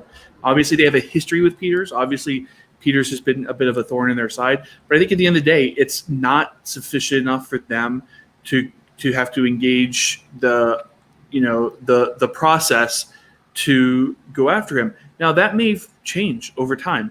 That may, the more he does, the more he violates the settlement, the more he thumbs their nose at them, I think the more irritant he becomes. And I think frankly, the easier it is to smack him down should they move finally against him. If they have a litany of actions that he's taken, and we do know that they have notified him at least 3 times of breaches to the settlement. So it's not like they haven't done anything, but the point being that if they just bide their time, one of 2 things is going to happen. One, it's going to fall apart of its own accord, which is what we appear to be seeing right now. Or the other is that it gets so bad that they want to walk into, because they can't take him back to court, they have to take him into arbitration.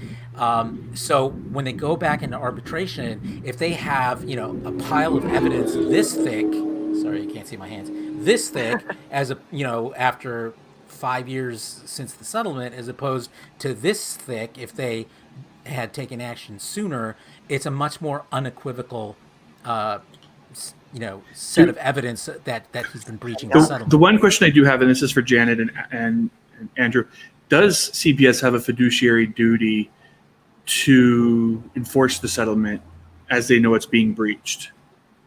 Hmm. You want to take this first? Yeah, please. I would say short answer to that is no. I would think, along with any other company, they have discretion in choosing what rights they want to enforce. That would just be my take on it. But to go to the point of what Carlos was saying, just a bit of background on arbitration, and especially the arbitration they're using, which I believe is JAMS, Judicial Arbitration Mediation Services, which is technically just a network of retired judges who do alternative dispute resolution. Though it is a very fast process, it is very expensive, in the tens of thousands of dollars. And go ahead, Jason. What were you saying? Well, I was going, $10,000. Yeah, no wonder he didn't want to go through that. But Well, it's a drop in the bucket. It's something that can be triggered, and also the notion is, obviously, even if you're a big corporation, you don't, at least this is my opinion, you wouldn't want to just spend money needlessly. And with going to what Carlos was saying with the evidence, as is the case with most arbitration clauses, once the matter is adjudicated, there's usually a clause that states the prevailing party will be entitled to its attorney's fees and costs covered by the losing party. So just to consider that, if, let's say, arbitration was triggered with JAMS, they have the methodology in there for selection of the arbitrator. Let's say the case goes, there's an arbitration that goes for 2 to 3 days. The arbitrator writes up his ruling, and it's in favor of CBS. You then hand Peters a bill, figuring that you on the supposition that Loeb and Loeb was representing CBS. Obviously, there's the time to attend the arbitration, prepare the arbitration, do limited discovery for the arbitration. There might be some limited motion practice. At that point, you're handed a bill, my guess would be in the 6-figure range. And then what do you do to recover from that? So I think, not to ramble, but I think there are a number of considerations. And as Carlos said, it's better to go in with a fair amount of evidence rather than just opinions. And let's be clear, CBS isn't going to get anything from him. Exactly. Yes, No, exactly. right. He's Exactly. probably Right, getting right. judgment proof. But So- he'll have to pay for his own attorneys for that. And I mean, actually, he's been through so many lawsuits. I mean, he But knows didn't- how to hide his funds. Didn't he stiff the bill Allegedly. on the DeBoard suit? Yes, No, he stiffed his no, yeah. his lawyer's bills. Yeah, And on he, the and board. he never paid. Yes, and he never paid the judgment. he never paid the judgment either. And then I don't know what the circumstances are, but Tiana Armstrong bought the judgment from DeFord, and that was used in her case. But I don't know what happened from that point.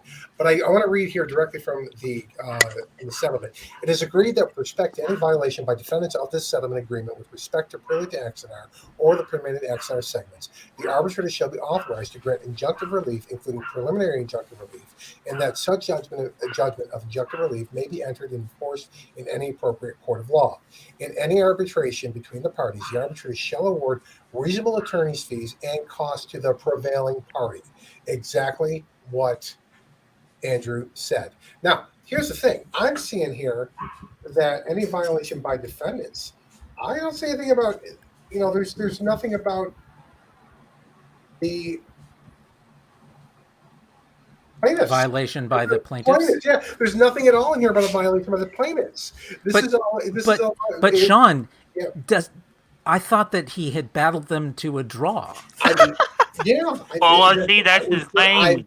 But how could CBS violate the settlement aside from breaking confidentiality? Right. What could CBS have done to break the settlement other than trying to deny him the right to make what they granted? Yeah, I mean, it would be boilerplate issues that would arise, but still, the fact that it's not even mentioned, it's kind of funny. Yeah, normally you would say something like the parties would, right. But here Exactly. it specifically only says the defendants. Right, exactly. Yep. And I happen to notice that too. It's like the defendant is like, wait a minute, they're being awfully one-sided with it. It's like, oh hell, that's why we all thought that. Yeah, the whole thing is awfully one-sided. Yeah. The only thing that is in Alec's favor is that they're letting him make his 15-minute shorts. I mean, can we talk about that? Like that's been the complaint. Carlos mentioned that's his claim, that he battled CBS to a standstill. That it was a draw. Or even that he won. The settlement himself is just an indication that he won. He beat CBS back. Can we talk about that for just a second? Because those claims are really hollow to me. Yeah. Oh, yeah. Well, They depended on the settlement remaining secret.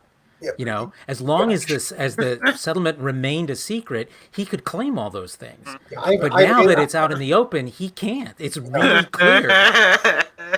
I have an inside source that in the phrase that they used was that the defendants tapped out is exactly the phrase they used. So, and by reading this, it's clear they tapped out. And let's recall what the circumstances just before this settlement were. They had a federal judge rule that the biggest part of their defense, which was that Axanar was fair use, was not in fact fair use, and that Alec Peters had personally profited from Star Trek intellectual property through Axanar. Those are two pretty big strikes against your case. And didn't they also rule about similarity, like not subjective substantial, but isn't there another similarity? Yeah, substantial similarity. Yeah, I mean that was part of the justification of turning down the fair use defense, was that it was substantially similar, objectively substantially similar. There's a subjective, and you need a jury to weigh in on that. But on the objective part of that, the judge found against them, and so they did not have much of a defense left. And had this the jury would have decided on, if it had gone to trial, the jury would have decided on whether it was substantially similar, which I don't see how you would have ruled not, and then what appropriate damages would be. Right. Yeah, and let's not forget the other thing that was a cherry on top of this was that the defense's motion to have the financial documents Thank you. not disclosed during trial Was denied. They were And then the settlement happened right after that. As soon as that came across, that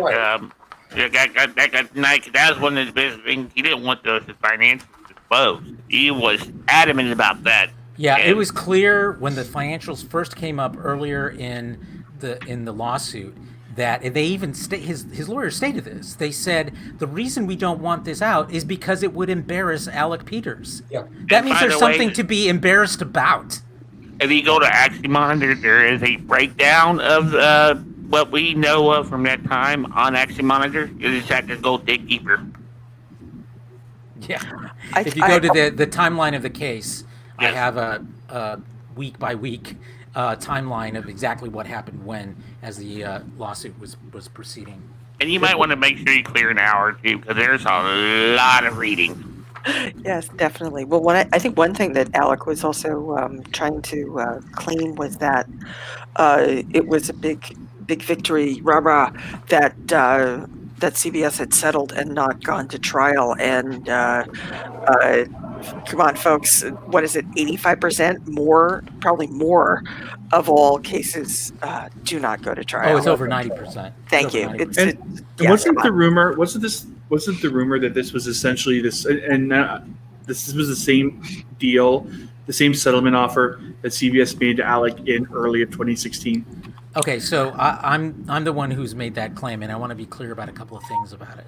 So the settlement offer that was made previously in the spring of 2016 to Alec Peters did not go into the same. It was not this document. What it was a number of conditions under which they would allow Axanar to be produced, and those conditions essentially are what we now know today as the fan film guidelines. And the majority of those conditions also appear in this settlement today. So not every single part of this settlement was part of what was on the table back in the spring of 2016, but the parts that became the fan film guidelines and the parts under which they would allow Axanar to be produced did come up way back then. I wanted to jump in with a very interesting part of this settlement, which is under the Section 7, Representations and Warranties. And there's one particular one that I think is important to point out, and that is 7.8, where it says, Peters represents that prior to the execution of this settlement agreement, he has reimbursed Axanar Productions for all previous compensation and reimbursement for personal expenses that he received from Axanar Productions. That means Right. he admits that donor money went into his pocket. And I somehow find it hard to believe without evidence that it was actually paid back. What? But we have Well, to give him the benefit of the doubt. I'm going to tell you right now. Here's the thing. I think I'm going to just post that right up on Axanar right now. I think Yeah, Carlos, we're all digesting what you just kind of explained. Like we all read it, right? I think you just explained it in a way that kind of hits home. That ultimately, by agreeing to reimburse Axanar Productions for all of the expenses that were paid to him, he acknowledges that he did. And of course, I've talked about this at length. I've posted on Fan Film Forum about this. We call it in my world, when you have expense reimbursement, you spend money that the company needs to pay back for. You call it the expense reimbursement. I'm just going to call this his pre-bursement, right? So the company pre-reimbursed him for his expenses later on, like the $13,000 a month studio that he co-signed for. I don't think that should, in my opinion, that shouldn't count towards reimbursing the production. I know when you do the math, that's largely the $250,000, whatever. From when Terry McIntosh said that Alec was broke May of 2016 or whatever. Mm-hmm. It was May, yeah. Basically, if you do that $13,000 all the way to the end, that's that $250,000 that he basically paid into Axanar. It was basically paying for rent on a studio that he personally co-signed for. Yeah, that's why I find it always interesting whenever he brings that figure up, as if somehow he kept Axanar alive. No, what he did was pay rent on a warehouse he never should have leased, and then he was told not to do it in the first place. Yeah, I mean, so he didn't really put $250,000 into the production of Axanar. He put $250,000 into fulfilling an obligation that never should have been made in the first place by him. Just a quick point, and I think we should just do this for our listeners. Obviously, the settlement was included in the exhibits. We're going off the notion that, though it's unsigned, this was the version of the settlement agreement that was executed. Obviously, as this case moves along, and if the fully executed version is entered as an exhibit, that's something we can talk about in the future. But just to give the benefit of the doubt here, we're operating under the assumption that this was the settlement that was signed. Yeah, I think that is a very fair point to bring up, because in point of fact, and if anyone downloads the settlement from Axanar about this, it in fact does not show signatures at the bottom. There may be a number of reasons for that. We don't know precisely the chain of title, as it were, for this document, how it went from Alec Peters eventually into, well, my hands, or Paul Jenkins' hands. So we don't know that precise route that it took. More than likely, this came out of a hard drive, and it was what they agreed to. They emailed, and then the actual signatures on the documentation was made on a different on a different copy of the document. But again, we don't know that, and it's worthwhile pointing that out. Peters has not denied this, however. He's completely ignored it, in fact. He was asked about it specifically just the other night on one of his live streams. And instead of dealing with the question of what about this settlement that's come out, he instead went on the attack on Paul Jenkins and something about lawyers lie. And remember, he claims he's a lawyer.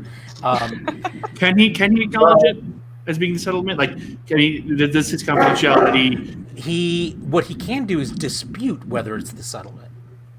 I mean, there's a difference between saying, here's the real settlement, which he's still bound, he's not supposed to do. He's still bound by this confidentiality. But he can claim that this is not the settlement. And then, burden of proof-wise, I'm not sure what happens in that situation. Maybe Andrew or Janet can jump in on this, but he's not disputed this document. Okay. I just kind of want to make the point on that because obviously, as we've said, there's another side to all of this. And even if you say 20 true things or stuff you can back up with facts and one thing that's a little shaky, the other side will focus on the one thing that's shaky. So I just, again, wanted to put that through there and just say, this is what was provided. We're operating under the assumption that this was the version that was executed. Yep. But we cannot prove that. If we ever do see the fully executed version and it is made public through this lawsuit, we can discuss that further. But just in the interest of transparency. Well, let's do a hypothetical here, though. Again, either Andrew or Janet. What if he disputes it? What if he does, in a deposition say, that's not the settlement? I mean, what happens then? Then he's got to prove it, doesn't he? Doesn't he have to produce it? I imagine he would present it in camera, maybe. Might even do that. Oh, yeah, I guess maybe you could do that.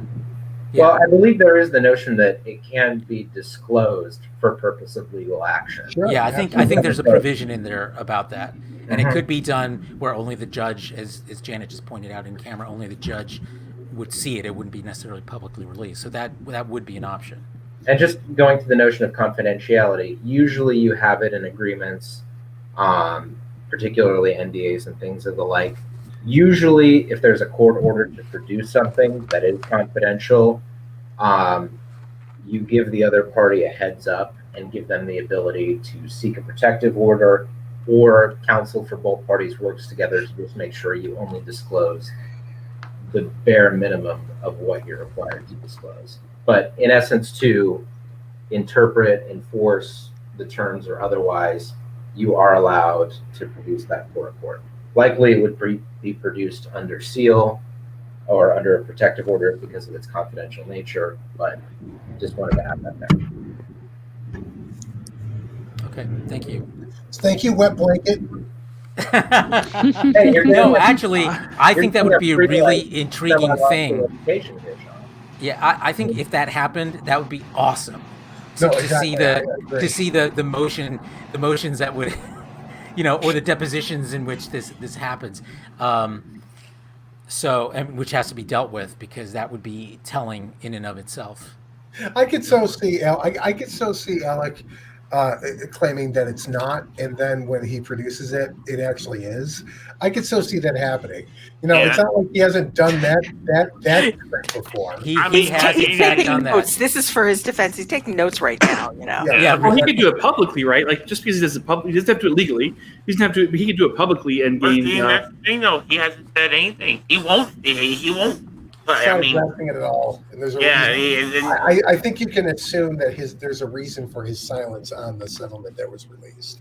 Maybe he's actually finally listening to his lawyer. I don't think it has to do with listening to his lawyer. I think it has to do with knowing that it does him no good whatsoever to address the actual terms of the settlement publicly. Yeah, So, I think that's exactly right. It reminds me of that meme that you see pop up every now and then of of him in his Starfleet uniform, and someone has put in words in front of him going, "Oh shit, fuck, I'm fucking fuck, shit, fuck, Yeah. fuck." And that's that meme.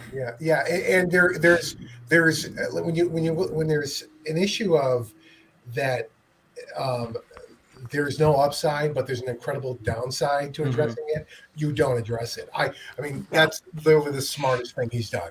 Yeah, And the downside for him addressing it would be he would have to admit that we have been right the entire time. Or he would have to dispute believe me, it. we are the least of his concerns when Right, it comes. exactly. Yeah. Oh, I'm sure. Yeah. Right. We're not costing him money right now. Yeah, that's it. And the fact of the matter is, if he disputes it, Or are we? then That was excellent, Damn it, Travis. Travis. Travis's comment and like first comment 30. Where are we? I mean, if he disputes it, what that he knows, considering all that's come out lately from various sources that he's not even aware of yet, he has to know that there's more. Spoilers. Well, I mean, and he doesn't even have to. He could be disputing it privately too. Remember, there's a whole chat group called the Troll Hunters that he's secretly communicating with his minions in. So I mean, who's to say that he isn't reasserting his narrative? Alec, just to let you know, someone in that group is a Cylon. That's all I'm telling you, man. I thought it was five of them. I am your Leoben at this point, Alec. Okay, someone in your group is. Wouldn't you rather be his six? Ooh. Would But that would imply that he actually looks good. No. Jonathan Lane is his six. Let's be honest. Oh.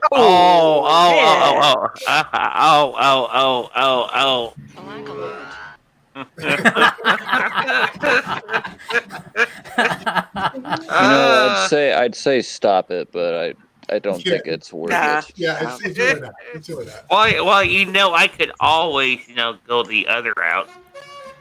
Of course.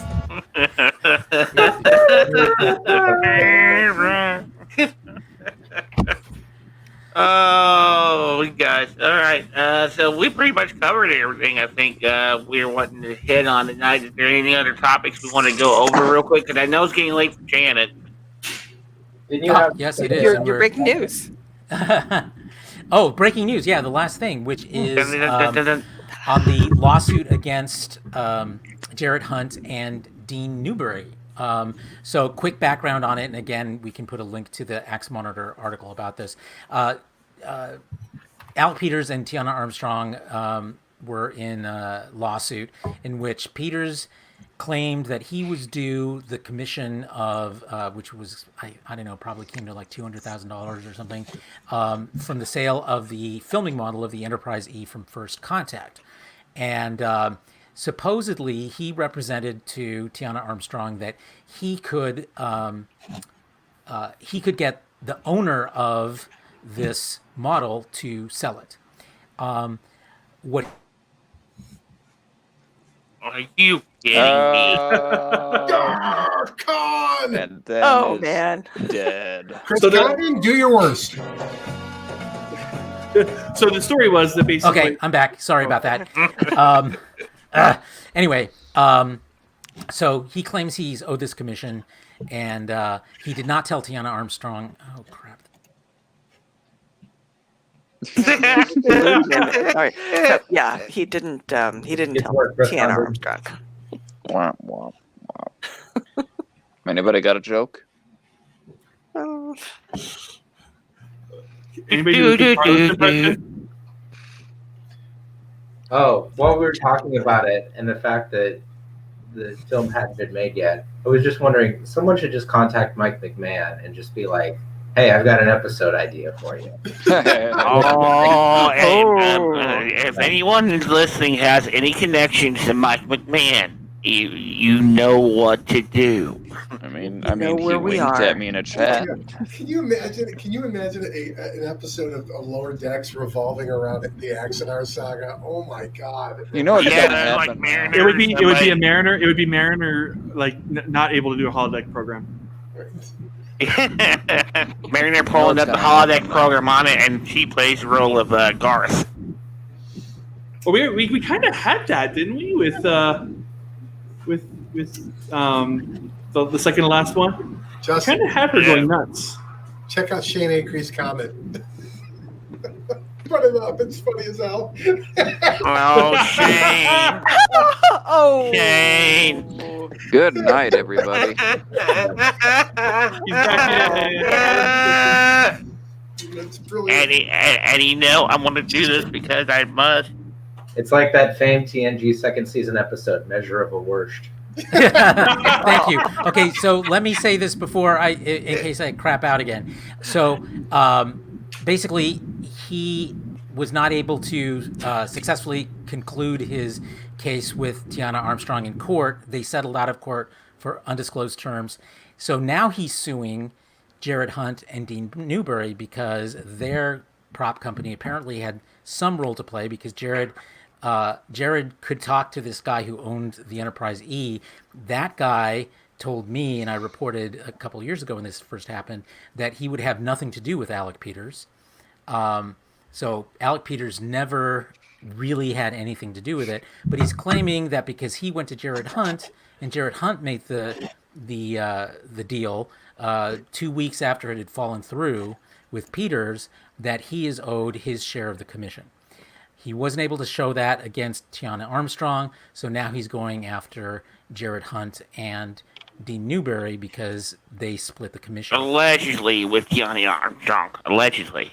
Sure, yes, allegedly. So he's brought this lawsuit against them, and I reported that last week. It has a lot of very basic and fundamental flaws in it, like most of his lawsuits do. Spelling errors and such. Yes, like filing in the wrong The whole venue. thing. And so forth. And so Dean Newberry's attorney filed a motion to dismiss yesterday, I believe, in which he basically says, I'm not a citizen, I'm not a resident of Nevada, I'm a resident of California. You should be suing me in California. Our prop company that was involved with this at the time was not a Nevada company. It was a California company, so you should be suing in California. Your entire lawsuit mentions my name, Dean's name, one time. And the one time that it does, it states an inaccurate fact that I am a Nevada resident when he is in fact a California resident. And the whole rest of the lawsuit makes no mention of him whatsoever, except in a vague general way where it says all of the defendants were unjustly enriched by this transaction. So his lawyer is saying, look, first of all, this was adjudicated in your settlement with Tiana Armstrong. Secondly, the guy you're claiming to sue in Nevada doesn't live in Nevada. Thirdly, the company that you're suing at the time was not a Nevada company. So for those reasons, you have no case against Dean Newberry. You may against Jared Hunt, and you may against the Nevada version of their company, even though it was not incorporated for several months after this transaction. But Dean Newberry should not be sued for this. So that's the claim that he's making. Andrew or Janet, do you think that has any validity?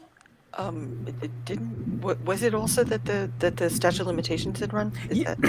Yes, one of the reasons for avoiding California for the suit is that this is all an oral contract or an oral agreement between Allegedly. everybody involved. Allegedly. And Man. oral. Well, no, I mean if it was a written agreement, dude, it would have been entered into evidence a Well, long time Andrew ago. said allegedly. And in fact, that's the mistake that we see Alec Peters making over and over and over and over again. Is he has no written agreements to any of this. When he sued Rob Burnett for loans that he made to him, there's no loan agreement. He claims there was, and he says these were the provisions of it, but he never actually provides a written agreement signed by Rob Burnett. With Paul Jenkins, he did not have a written agreement with him over authorship of the script.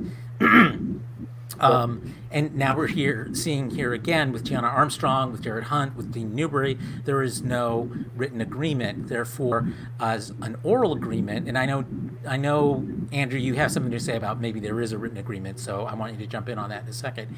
But assuming this is only an oral agreement, oral contract, whatever, in California, there's a 2-year statute of limitations, and this happened in 2017. So last year would have been the expiration date of his ability to sue these guys in California. Nevada has a more lenient statute of limitations. I think it's 3 years for oral agreements, and so that's why we're seeing this happen in Nevada. But holy cow! Oh, mercy. Okay, somebody that was a practicing lawyer needs to rebrush up on his law degree, because any lawyers would have known that. Well, this is like there's so much wrong with this. It's not funny. I mean, the only thing that could have been worse would have been if this had been brought in criminal court. Yeah. Or maritime. Yeah, well, yeah. There's equity court in Delaware had done that. Okay, so Andrew, I know that you are still a bit of a skeptic on this. Tell us what you think. All right. Well, me as the chief wet blanket here, going back to it, saying more or less, and Janet can back me up on this, for a contract you need roughly 4 different things. An offer, an acceptance, consideration, or some mutuality of obligation, and in some cases a writing. I forget what the law school acronym is, Janet, please forgive me. I don't think I ever learned it, but yeah, I know what you mean. I think it's like my legs or something like that. This is a weird law school. There's tests and stuff like that. But the notion of it is just because there's not one 4 corners document that lays everything out. The reason I say alleged is it could have been possible where there could have been emails back and forth, and a court could interpret that all of those emails taken together with both sides acknowledging things in time, that could be found to be a written contract. I don't know if that's the case. I just wanted to kind of put that out there to say we don't know, but there is a possibility there that if you took everything together, for instance, if AP or if Peters emailed Jared and says, hey, I got this great opportunity to try to sell this thing. Would you be interested in it? I'll split the commission with you. Great. Can you call this person? If you do, I'll pay you within 30 days of getting the commission, back and forth there. And he's like, sure, man, that's good. And then another email back. All right, we're in agreement. A judge or a jury could look at that and interpret it to say, all right, though it's not all the 4 corners of one document, we can satisfy the components of a contract being made and assess this to be a written contract. Oh, that is bringing up a good idea. Now, we know that Alec is disputing Paul Jenkins' claim as co-author on the script, but we have the email in writing of him saying that exactly that. So would that be considered? Well, that wouldn't be a contract. That's just right. Yeah, this isn't a contract situation in that case, Justin. What that basically is a refutation of the notion that Paul did not co-write the Axanar the shorts script. That's just a refutation of of that statement. No, actually, it was refutation. It's refutation, isn't it? With an F? Repudiation with a P. With a P. With a P. Okay. Refutation or repudiation, one or the other. Okay. Pick a lane and stick with Okay. it. I'm gonna. All right, thank you. Okay. So anyway, so basically, it's that's not really relevant to that. It's just saying no, and this is why. Whereas what we're talking about here is a series of emails in absence of an actual written contract that would constitute an actual agreement between the parties. Am I correct in my assessment of that? Yeah, I think so. Yeah, that's what Andrew's saying. That was my point. Yeah. So, Okay. so it's just a question if those emails exist. Now, interestingly, we saw no trace of any kind of emails in his case against Tiana Armstrong, and he could have done that. So I'm not sure those emails exist. But the thing is that, as we've seen repeatedly from Alec Peters, he doesn't necessarily file these lawsuits to win these lawsuits. He files these lawsuits. Allegedly. Well, no, he actually specifically says this, that he's trying to do it to force them to spend thousands of dollars to defend themselves. Exactly. That's not an allegation. That is what he has said. Isn't that fraud? Isn't that fraud? That's It's- slap. That's not fraud. That's vexatious litigation.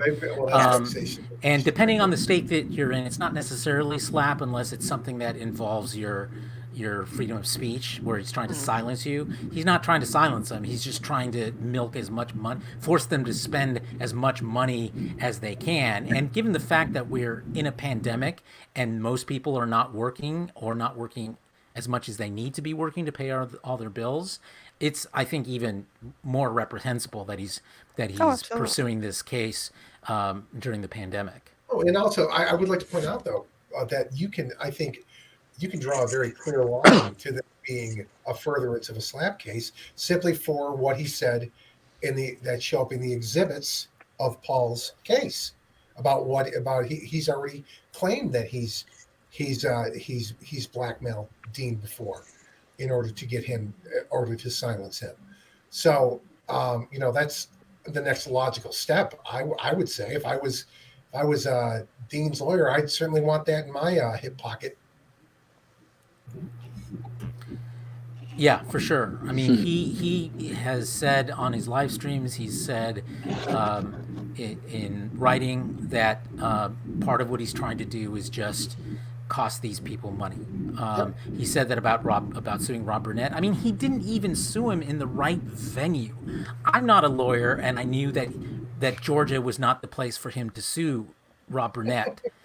So he wasn't really trying to win that lawsuit. He was trying to force Rob Burnett to have to hire a Georgia lawyer, hire a California lawyer, respond to the lawsuit. All of that costs money.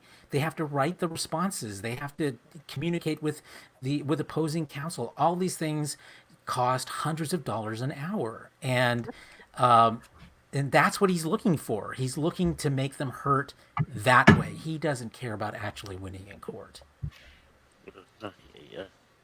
Well, let this be a lesson to people out there. If you're going to act like a douche canoe, delete your chat logs. Come on. First of all, don't give them that kind of advice. Secondly, Please don't. Secondly, if you become aware of the chat logs, just because you deleted them does not mean that they're not there. You can get a subpoena for Facebook, and they can retrieve them. Oh, yeah. Well, yeah, that's true, because they actually keep them for an unspecified amount of time. Yep. It's not public. It's funny because it's like Alec has this theory that with emails, like what he did during the CBS case, during discovery and depositions, that if he deletes emails on his end, that they're gone on the other person's end too. Yeah. Okay. That they just disappear. It's magic. It's magic. It's gone. Is that why we saw all those emails from Alec, talking about other fan films and trying to rat him out? Yeah, well, that wasn't an email. That was actually a chat conversation. But the one I was specifically mentioning was when he showed up and said he didn't have any emails with Christian Gossett, or had very few. And Gossett shows up with thousands of them the next day. So. Oh yeah, I remember that now. Okay. Yeah, that forced him to have to be deposed a second time, because, and I think actually the judge could have taken even stronger sanctions against him, but instead, just an additional an additional deposition. Yeah, there was actually 3 depositions. Okay, there was the second one. Okay, that after Goss, because they wanted to redirect Peters and say, what's up with this, with all these emails. So Peters shows up the next day because he had showed up the day before with his 215-page financial summary that had all of his personal expenses listed in it. The next day, Gossett shows up with all these emails. The next day, Peters shows up to be asked about those emails, and he brings the same financial summary, except for this time with all the personal expenses removed. So yeah, he's on the ball. Okay? I'm sorry.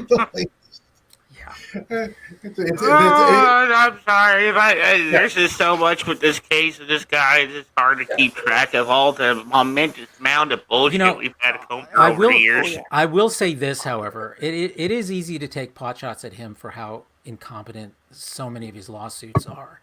But the fact of the matter is, they work. Yep. People are terrified of being sued by him. Not because he can make a strong case, but because it costs them thousands of dollars to defend themselves. Yep. So we can laugh all we want, but it works. It is working. It has worked. It will probably continue to work unless Paul Jenkins really ends up taking this all the way to court and a jury finally gets to see what he's been doing and slap him down.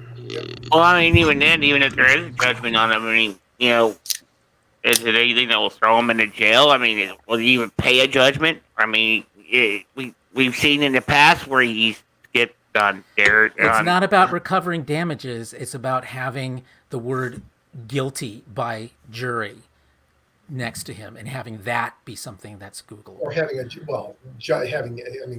guilty in a civil case. So right. Judgment in favor of Paul Jenkins and Minnesota. So anyway, I'm just bringing that up, that we can laugh all we want, but the fact of the matter is people are terrified of him. With good reason. I've spoken with many people who even have some power and money, and the last thing they want to do is tangle with Alec Peters in a lawsuit. Not because he's any good, but because he knows how to drain them of cash. Well, especially with it being in 2020, I mean, people are struggling enough because cost of living is went up. This happened way before. Right. Well, this happened before, but even now, people aren't going to want to speak up against him. And I can understand why people like Jonathan Lane and others aren't going to want to denounce Alec Peters right now because they're scared of him too, just like everybody else. Jonathan Lane doesn't have. What a legacy!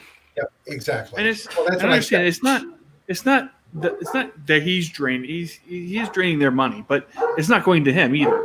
It's just going to court costs. It's going to lawyers' fees. It's going towards the only people winning are the lawyers. Sorry, Janet and Andrew. They're the only ones making money out of this deal. Maybe Shakespeare was right. There comes a time in everyone's life where they're going to be glad that there are lawyers around. I love it. We got such talent in our circle. It's a thing. We got all these wonderful people that have been entangled with Alec Peters in one way or another. Been drawn to this case. We got actors, we got producers, we got lawyers, we got business owners. We got people from all walks of life, and it's amazing. How our community has come together. It really is. It is indeed. I think that's actually a good place for us to stop for the night. I want to thank all of you for your contributions tonight, and especially Janet and Andrew, because we're always like, they're the lawyers, ask them everything. But and we love you all. We appreciate you as people too, and so thank you for joining us tonight. And actually, that's what I was going to say. Listen, I had the opportunity to meet Andrew last year at STLV, and it was an incredible experience. So there you go. And I got a chance to have lunch with Janet in Yes. Boston. So I'm glad to have gotten to meet her too. Travis, thank you and Lane for knowing just when to say the right thing. Sean, thank you for not showing us how you're not wearing pants. And thank whoever has the barking dog for, And yes, Hi, That's Daisy. Daisy. Jason, thank you for joining us this time. I'm sorry you weren't able to on our podcast last Sunday, but you've been around this for a longer time, I think, than any of us actually. So, Of all the haters here, you're the I was senior, first. you're the senior hater, Hater pride. Oh, but and, not the first. Don By the way, Hillebrand Janet- is the first. Ross sends his hellos, and he's sorry he couldn't be here. He had to catch up on some stuff. He said he wanted to hang with his favorite G&T buddy. Yeah, Ross loves you. And finally, last but not least, Stalwart Justin, thank you again for putting this together and getting everyone joined in. I apologize for my occasional internet outages. I'm sure we will be memeing those with Chris for weeks Be kind, Chris Condon. Be kind. No, don't. So for folks at home, we will be reconvening on Friday night live on our regular Super Geeks podcast, in which we will be doing our mycelial network Discovery airs in a Review of couple of Discovery. hours. As well as covering a few of the week's headlines, probably, which will include, to a small extent, what's going on with Axanar. So join us again then. Feel free to send questions to us at The Real Super Geeks. Justin, if you want to put in the email address, that would be awesome. Or do it on the Real Super Geeks Facebook page, and we'll be happy. Or the Twitter account at which we now have is TR. That's TR Super Geeks Pod POD. So you want to find us? That sounds like some kind of venereal disease. The real or Super a Geeks 90s, on Twitter. or a 90s Christian rock band. Yeah, Stop it. no. I love Travis's moral outrage. I love it. Okay, again, thank you all at home and those of us on the screen for your wit and wisdom, and we will see you again. Thanks for joining us. Thank you, everybody. It was great. Good night, everyone. Yeah. Thank you all. Bye. Put on some pants, Sean.